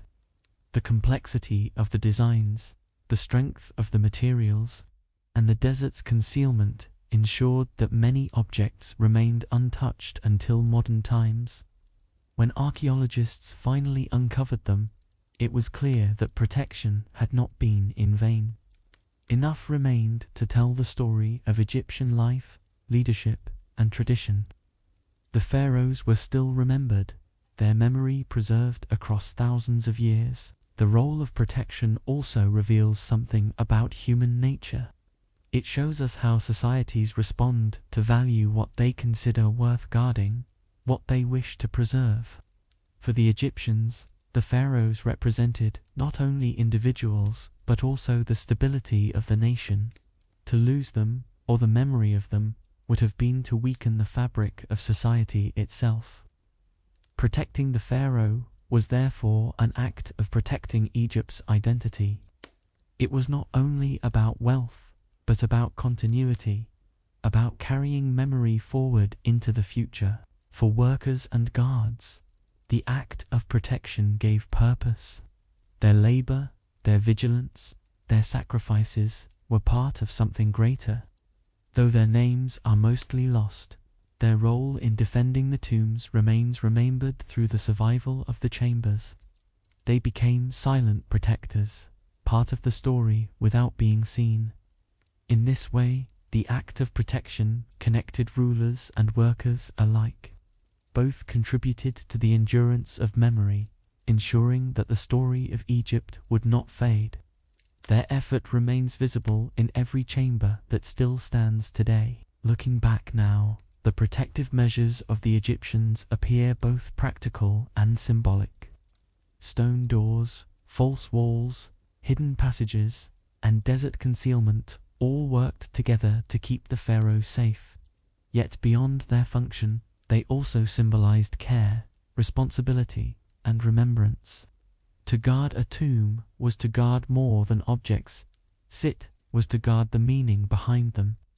These efforts remind us that memory itself requires protection, that what we value must be defended if it is to endure. The Egyptians expressed this truth through their tombs, teaching us through stone and silence. And so, protecting the pharaoh was never just about wealth or treasure. It was about memory, identity, and continuity. The tombs became fortresses, not of soldiers, but of stone, secrecy, and patience. Their protections endured across centuries, keeping alive the traces of rulers long gone. Today, when we step into these chambers, we are witnessing the success of those efforts. The pharaohs remain remembered, their objects preserved, their memory intact. In the quiet darkness of their tombs, the story of protection still lingers, steady and unbroken. The tombs of the pharaohs were not the work of a single person. They were the product of thousands of hands, each contributing a skill, a moment, a piece of labor. To imagine a tomb is to imagine not just the ruler inside, but the vast network of people who made it possible. Carpenters, stonemasons, painters, metal workers, farmers supplying food, and guards ensuring security all played their part. The tomb was a monument to collaboration, to the collective effort of society. Without the many hands that shaped it, the grandeur of the tomb would never have existed. The first stage of building was the work of architects and planners. They designed the chambers, measured the passages, and calculated how deep the tomb should go into the earth. Their drawings guided every step that followed, from carving stone to arranging objects. These plans required foresight, precision, and patience. A mistake could cost years of labor or weaken the structure. The architect's vision was the foundation of everything else, making their role one of quiet but critical importance. They were the unseen guides of an immense project. Once the plans were ready, stonemasons began their task. They cut massive blocks from quarries, shaping them into walls, ceilings, and doors. Their tools were simple hammers, chisels, copper blades, but their skill was extraordinary. Each strike of the tool echoed in the air, slowly transforming rock into passageways. The sound of chisels became the heartbeat of the tomb, steady and relentless. These workers labored for years, often in the heat of the desert, carving a monument that would outlast them. Their strength and persistence formed the very bones of the tomb. Carpenters worked alongside them, crafting furniture, chests, and doors. Wood was scarce in Egypt, so every piece was valuable. Imported timbers were shaped with care, turned into beds, chairs, and boxes. These objects were not made quickly, they were polished, decorated, and reinforced to last. Each piece carried the touch of its maker, a trace of human effort preserved in the final design. To this day, some of these wooden objects survive, bearing marks of carving made by hands thousands of years ago. In their endurance, they tell the story of craftsmen whose names are long forgotten. Metal workers added their skill, shaping tools, ornaments, and symbols of status. They worked with copper, bronze, and occasionally gold, heating and hammering until the metal took form. Their labor required strength, patience, and knowledge of fire. The gleam of a finished dagger or the smooth surface of a golden ornament reflected not only beauty but hours of dedication. These objects were not only functional but symbolic, carrying the message of strength and permanence. The work of metalworkers gave the tombs a brilliance that has not faded even across centuries. Painters and decorators transformed the stone walls into living surfaces. They ground pigments from minerals, mixing them carefully to create bright colors. Brushes made from reeds or animal hair carried the paint across smooth plaster. Scenes of farming, hunting, and family life appeared on the walls, turning the tomb into a reflection of the world outside. Each brushstroke was deliberate, a patient addition to the larger picture. Though the colors have faded, their traces still speak, showing us the hands that once moved steadily across the stone. These paintings remind us that the tomb was not only built, but also imagined, given life through art. Scribes were part of the process as well, recording details, making lists, and inscribing names. They ensured that the memory of the ruler and the objects placed inside were preserved in writing. Their tools were simple reed pens, ink, and papyrus, but their role was essential. Without scribes, the organization of such massive projects would have been nearly impossible. Their records guided workers, tracked supplies, and captured the story of what was being built. In many ways, they were the memory keepers of the project, ensuring that nothing was lost in the flow of work. Farmers and laborers also contributed, though their work was less visible. They provided food for the workers, carrying grain, vegetables, and fish from the Nile. Their harvests sustained the thousands of hands laboring on the tomb. Without their effort, the workers would not have had the strength to continue. These contributions remind us that building a tomb was not just about stone and tools, but about sustenance.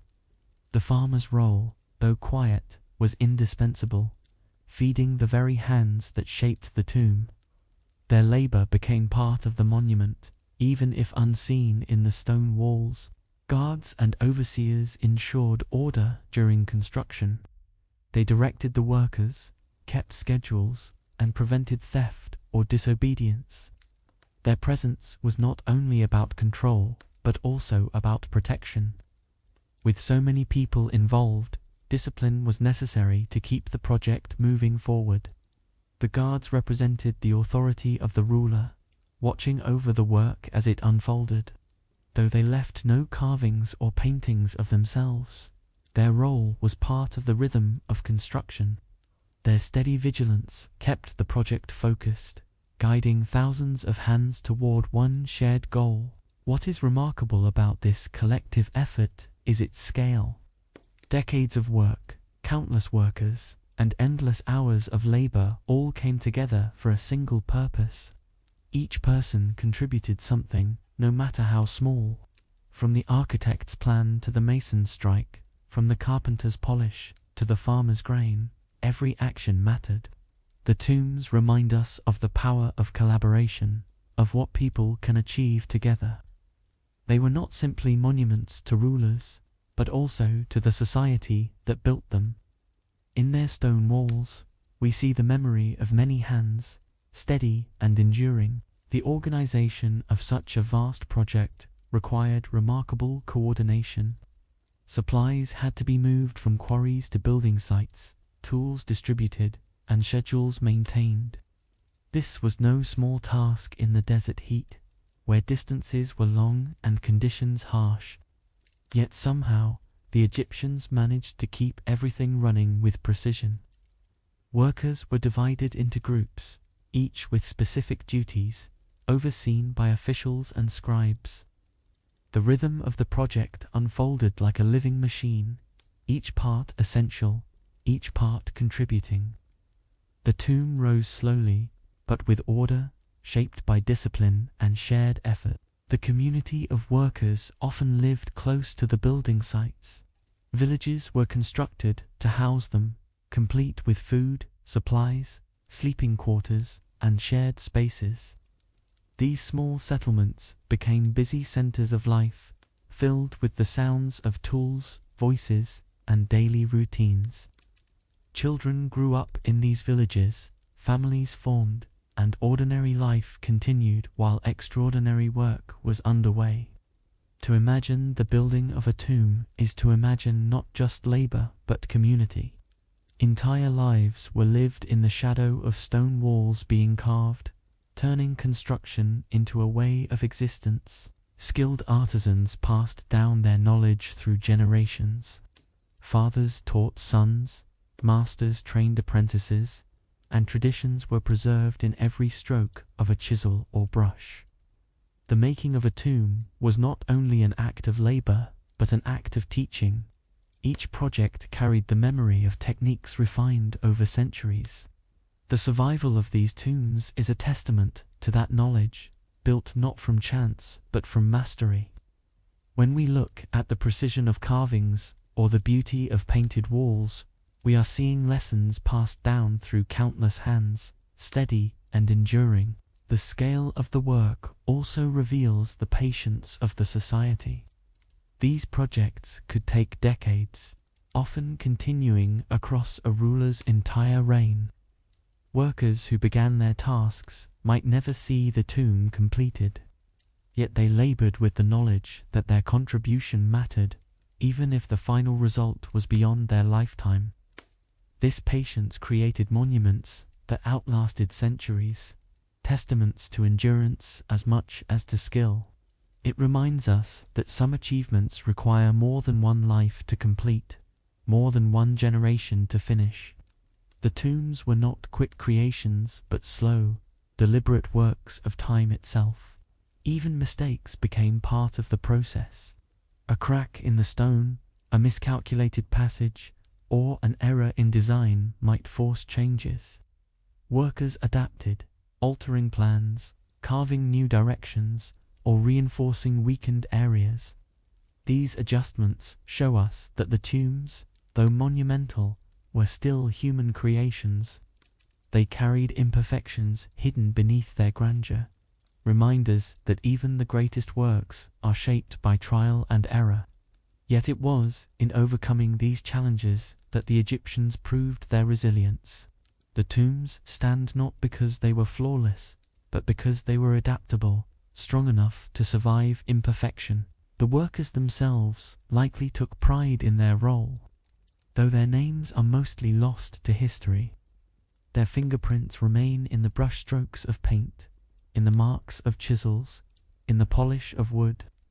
To build a tomb was to contribute to something larger than oneself, something meant to last forever.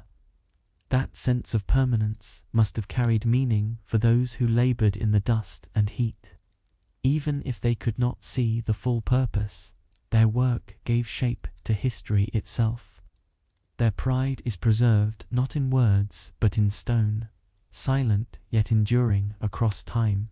The collective nature of this work reveals a truth about Egypt as a society. It was not only the pharaoh who defined the nation, but the thousands who supported them.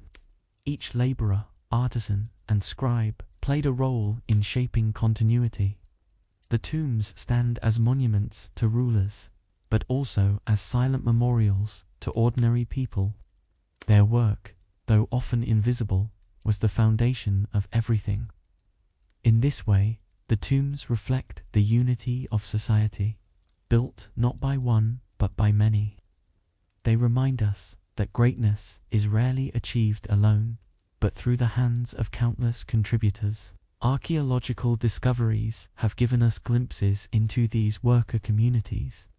Tools left behind, fragments of pottery, and small homes reveal the lives of those who built the tombs.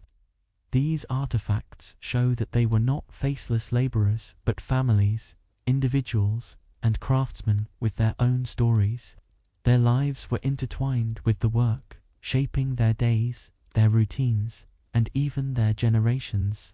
To study their remains is to remember that history is not only about rulers but about workers. Their contributions, though quiet, shaped the legacy of Egypt just as surely as any crown or throne. The sheer effort of building and filling a tomb also demonstrates the value Egyptians placed on remembrance. To dedicate so much labor, so many resources, and so many years to a single project shows how deeply they believed in continuity. It was not only about honoring a ruler, but about ensuring that memory survived. Every stroke of a chisel, every jar carried into a chamber, every brush of paint was part of this act of remembrance. The workers' hands preserved life as surely as the objects did. Together, they created monuments that carried memory across thousands of years. And so, the tombs of Egypt are not only monuments to pharaohs, they are also monuments to the workers, craftsmen, and communities who made them possible. The countless hands that carved, painted, and built left traces of themselves in stone. Though history may not record their names, their work endures in every chamber still standing. The tombs remind us that greatness is built by many, not few, by effort shared across lives and generations. In their silence, they tell us of patience, skill, and collaboration. They are, above all, the work of many hands, steady and enduring across time. When archaeologists first uncovered the tombs of Egypt, they were not simply opening chambers of stone. They were opening windows into the past, spaces sealed for thousands of years. Dust rose in the air, and silence gave way to the first sounds of footsteps breaking into long-forgotten corridors. The sight of objects waiting exactly as they had been placed was astonishing. Beds stood ready, jars still sealed, sandals waiting as if they might be worn tomorrow. These discoveries revealed not only wealth, but life, preserved in the stillness of stone rooms. The most famous example is the discovery of Tutankhamun's tomb in 1922. The archaeologist Howard Carter described the moment he first looked inside, seeing wonderful things in the flickering light. Gold gleamed in the shadows, furniture filled the chamber, and ornaments lay untouched. For the world, this was a glimpse into history more vivid than anyone had imagined. Tutankhamun himself had been a young ruler, but the objects within his tomb carried the full weight of Egyptian tradition. They revealed a world of daily life and royal presence, preserved in perfect detail. Yet, it was not only gold and jewels that caught attention. The ordinary objects, the sandals, the clothing, the jars of food, spoke just as powerfully. They reminded archaeologists that life in Egypt was not only about grandeur, but also about daily existence. The tombs were not museums of treasures, but reflections of lives lived. Each comb, each tool, each piece of linen carried its own quiet story. In these simple things, humanity came closer, bridging the distance of centuries. Archaeology revealed not just pharaohs, but people, in all their ordinary and extraordinary moments. The process of excavation itself was slow and careful. Workers brushed away sand grain by grain, lifted objects with precision, and recorded every detail. It was not enough to remove the items they had to be studied, preserved, and understood. This patience mirrored the patience of those who had built the tombs in the first place. Just as ancient workers had taken decades to prepare them, modern archaeologists took years to uncover them. The care given at both ends of history reflects respect for memory, respect for the act of preservation. Archaeology also revealed the scale of Egyptian society. The tombs were not isolated creations, but part of a vast network of labor, planning, and tradition. Each object told of trade routes that brought materials from distant lands. Gold may have come from Nubia, cedar wood from Lebanon, and lapis lazuli from Afghanistan. The presence of these items in Egyptian tombs showed connections across continents, proof of a society engaged in wide networks of exchange. Archaeology revealed Egypt not as an isolated desert, but as a hub of activity linked to the wider ancient world. The painted walls uncovered in these tombs told stories as clearly as the objects did. Scenes of farming, hunting, and fishing gave vivid images of daily life. Families appeared in the artwork, workers labored in fields, and animals grazed in bright colors. These images confirmed that the Egyptians valued continuity, recording not only rulers but also ordinary existence. Archaeologists studied these scenes like pages of a book, learning how Egyptians lived, worked, and thought. The walls became silent storytellers, their pigments carrying voices from long ago. Even the mistakes and unfinished details discovered in tombs spoke volumes. A wall left unpainted, a tool mark visible in stone, or an incomplete carving revealed the human side of the process. These imperfections reminded archaeologists that the tombs were not abstract monuments, but human projects. They showed the limits of time, the interruptions of life, and the reality of human hands at work. Far from diminishing the tombs, these flaws made them more real, more alive.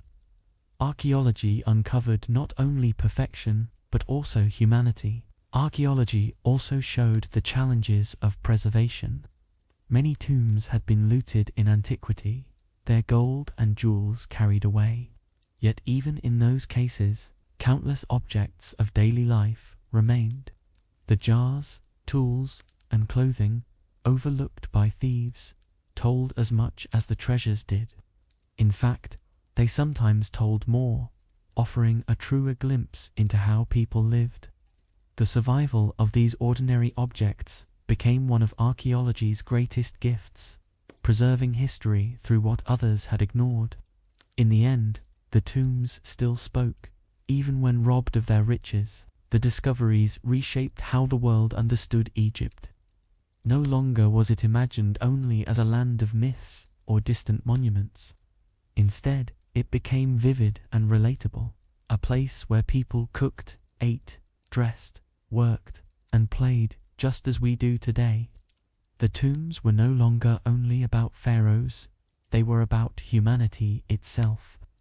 Archaeology gave Egypt back its voice, showing us a society rich not only in gold, but in life. These revelations continue to shape how we study history, reminding us that memory is found in the ordinary as well as the extraordinary. For those who uncover tombs today, the experience remains profound. To step into a chamber that has not been seen for thousands of years is to feel time collapse.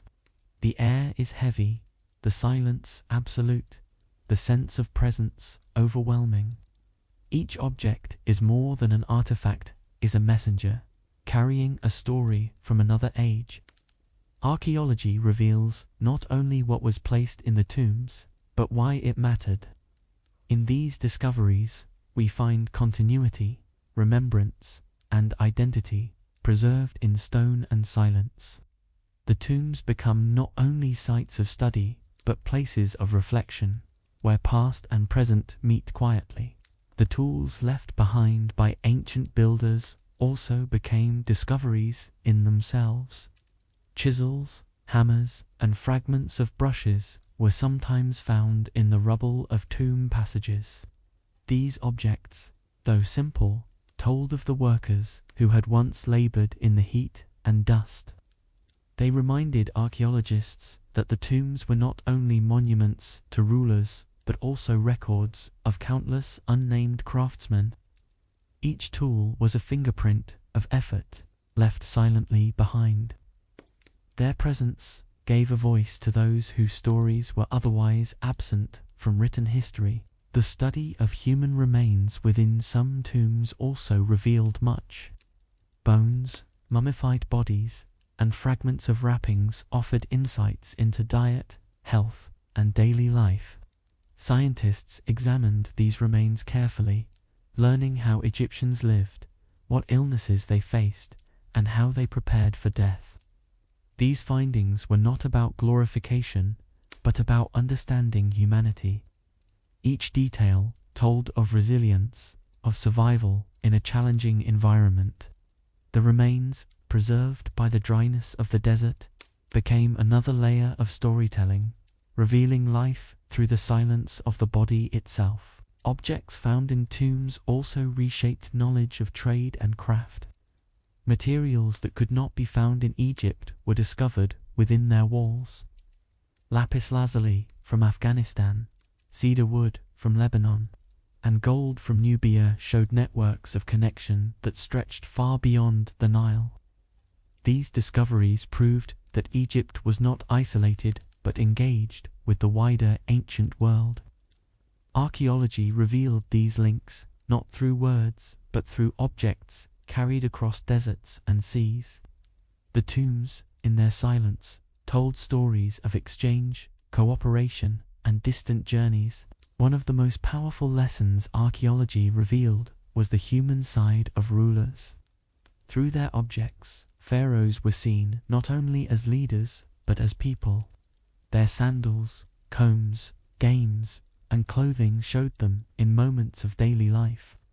These discoveries softened the image of grandeur, reminding us that even rulers shared the same needs as ordinary people. Archaeology gave the pharaohs back their humanity, bridging the gap between myth and reality. The tombs became not only monuments of power, but reflections of life lived in ordinary details. The discoveries also carried emotional weight. To see a bed that had once been slept in, or a chair that had once been used, created a connection across centuries. These were not distant symbols, but personal possessions. Archaeologists often described the feeling of standing in such spaces as overwhelming, as though the distance of time disappeared. Objects that had been untouched for thousands of years suddenly seemed familiar, bridging past and present.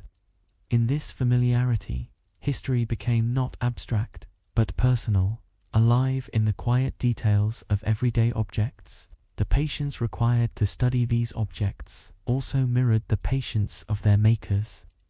Archaeologists spent years cataloging, preserving, and interpreting what they found. Each jar had to be lifted carefully, each fabric unwrapped gently, each tool studied in detail. This slow process revealed the layers of history without destroying them. It was a continuation of the respect shown by the Egyptians themselves, who had placed the objects with care. Both ancient builders and modern archaeologists shared a dedication to preservation, separated by centuries, but united in purpose. Archaeology also revealed that not all tombs were equal. Some were vast, filled with riches and complex designs, while others were modest and simple. This variety reflected the differences in status, wealth, and role within society. Even in death, the social structure of Egypt was visible, preserved in stone. This diversity reminded archaeologists that Egypt was not a uniform culture, but a layered one, with many stories told through its tombs. Each discovery added nuance, giving depth to the understanding of Egyptian life and society. The discoveries also highlighted the resilience of memory. Though thieves had looted, sands had shifted, and centuries had passed, the tombs still spoke. Their walls still carried images, their chambers still held objects, their silence still preserved meaning. Archaeology revealed that memory is not easily erased when preserved with care. The Egyptians' preparations had succeeded beyond their own time, allowing their voices to be heard long after they were gone. This endurance is one of the greatest gifts archaeology has given us, a reminder that the past can survive even the longest silence. What archaeology reveals most clearly is continuity. From the sandals on the floor to the crowns of gold, from the jars of grain to the painted walls, the tombs preserved a complete picture of life. Archaeologists pieced together these fragments, building an image of Egypt that was both extraordinary and ordinary. The discoveries showed us that history is not only about rulers and battles, but about the rhythm of life, preserved in stone and object. Through archaeology, the Egyptians continue to speak, their story reaching us across thousands of years. The tombs are their message, carried intact into the present. And so, archaeology transforms the tombs from silent chambers into storytellers. The discoveries are not only about objects, but about people, their lives, their struggles, their hopes, and their memories. Each excavation adds another voice, another detail, another layer of understanding. The tombs were built for continuity, and archaeology ensures that continuity continues. In the quiet chambers beneath the desert, history waits patiently until careful hands bring it once again into the light. What archaeology reveals is more than the past, it is the connection between then and now, steady and enduring in silence. As we come to the close of this journey through the tombs of Egypt, let your mind rest gently. We have walked through corridors of stone, seen objects of daily life, and considered the many hands that built these monuments. Now, the story softens, settling into stillness like the desert night. The pharaohs, long gone, remain in memory through their tombs. Their chambers remind us not only of power but of humanity, preserved through sandals, tools, and beds. In this quiet reflection, we find calm, a rhythm that soothes the mind and body as sleep begins to draw near. The desert itself carries this calm. Picture the sands stretching endlessly, their surface glowing softly under moonlight. The Nile flows steadily in the distance, its waters reflecting stars in silence. The air is cool now, and the sounds of the day have faded. What remains is stillness, deep and enduring. Just as the tombs have waited in silence for centuries, so too does the desert rest each night. In this image, we find peace, a mirror for our own need to pause and let the body recover. The tombs remind us that life is a mixture of grandeur and simplicity.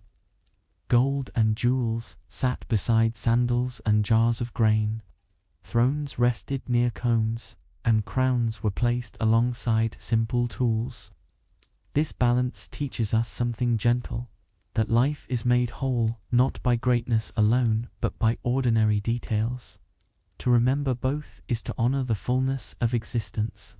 As you close your eyes, let this thought settle. The extraordinary and the ordinary are both part of the same story, just as they were for the Egyptians. Consider again the many hands that made the tombs possible.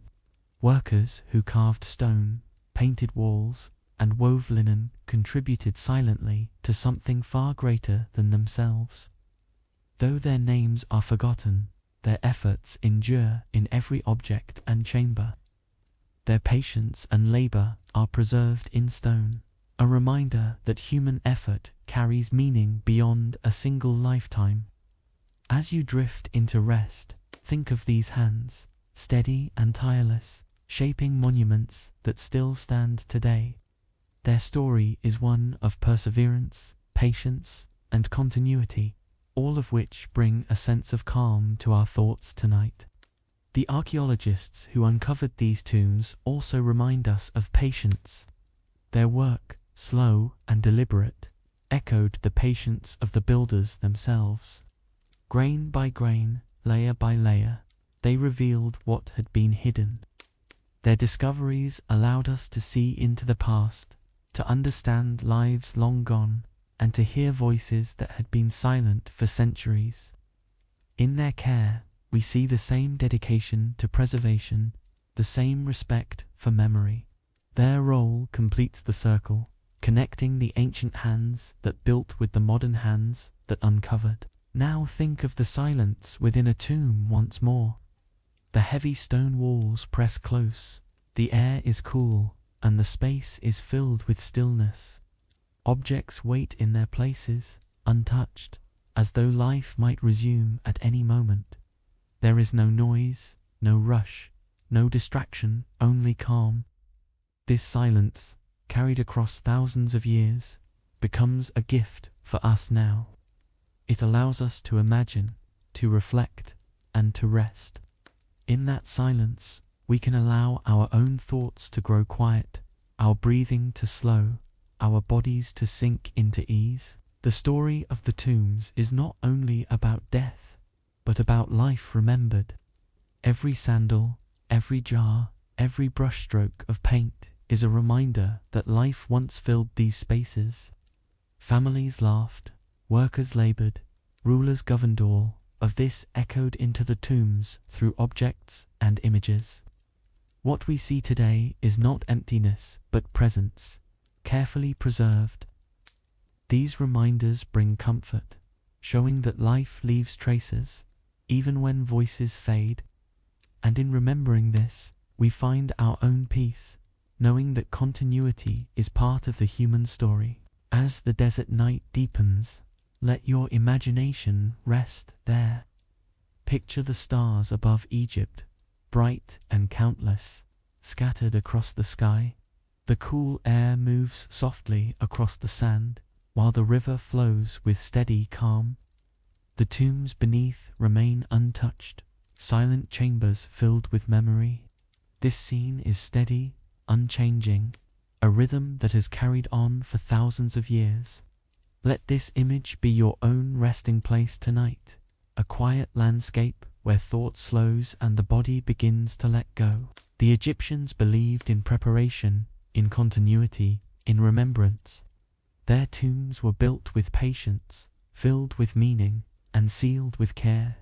Whether through gold or sandals, thrones or jars of food, they left behind a picture of life itself. Archaeology has revealed these details, giving us the chance to see and to learn. But more than anything, it has given us calm, the chance to reflect on patience, memory, and silence. These lessons are not distant, they are here, soothing us as we prepare for sleep. And so, as you lie quietly now, let this story settle within you. The tombs of Egypt stand far away, yet their silence reaches across time to join us here. They remind us of life, of memory, of continuity. They remind us of the power of stillness and of the value of preparation. As your breath slows and your body rests heavier, allow this calm to carry you. Just as the tombs endure in silence, may your night endure in peace, steady and undisturbed.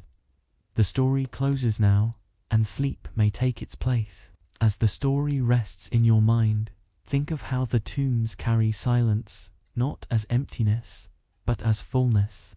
They are filled with memory, with effort, with the traces of human hands.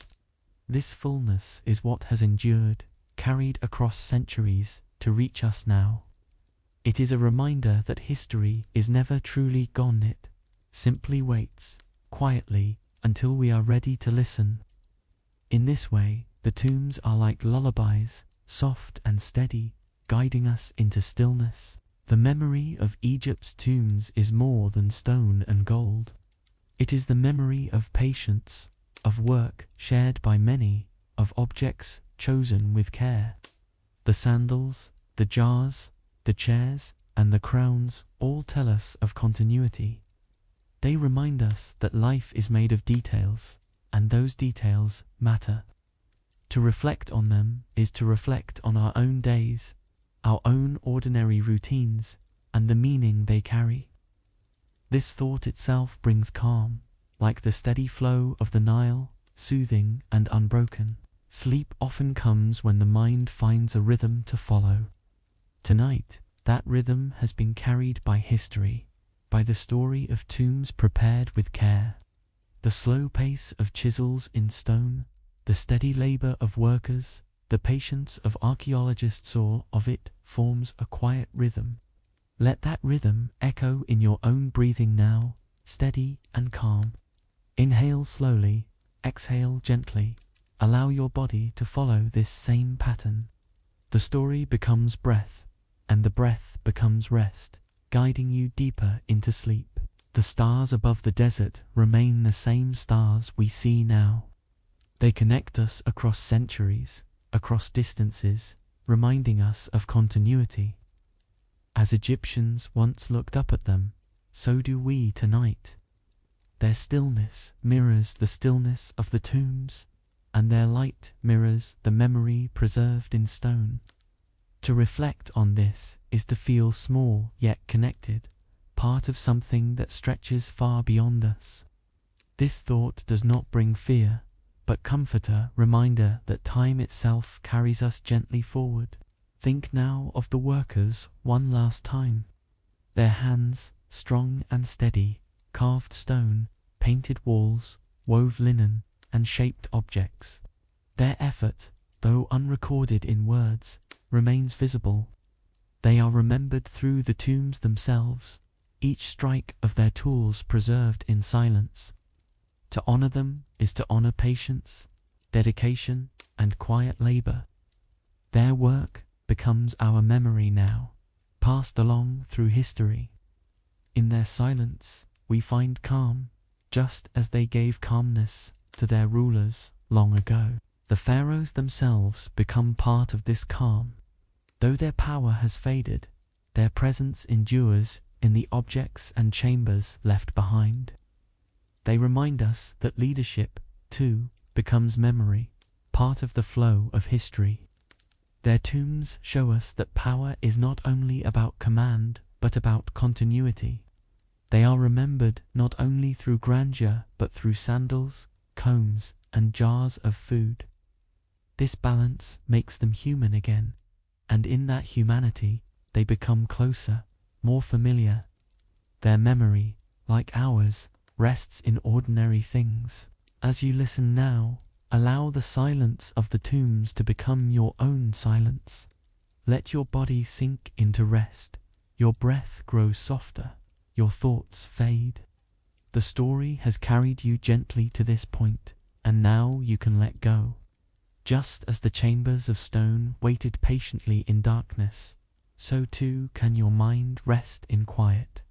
There is no need for effort, no need for thought, only stillness, steady and calm, wrapping around you like the desert night. The story of Egypt's tombs closes here, but the rhythm of history continues. Each night there is another tale to be told, another journey through time. Tonight, it was the story of why pharaohs were buried with so much, and what it reveals of their lives. Tomorrow, or another evening, it will be a new story, carrying its own calm rhythm. History does not end. It simply unfolds, one chapter at a time. And with each chapter, there is peace, waiting for us to listen. Thank you for joining me in this quiet journey tonight. Your presence here, your willingness to listen, makes this story alive once more. Just as archaeologists uncover objects and bring them back to light, you have uncovered history tonight by giving it your attention. For that, I am grateful. May the calm of this story carry you into rest, and may your sleep be deep and gentle. Let the silence of the tombs linger with you, steady and peaceful, and as you drift into sleep, know that another story awaits. In the next chapter, we will leave the sands of Egypt and travel to the misty evenings of Victorian England.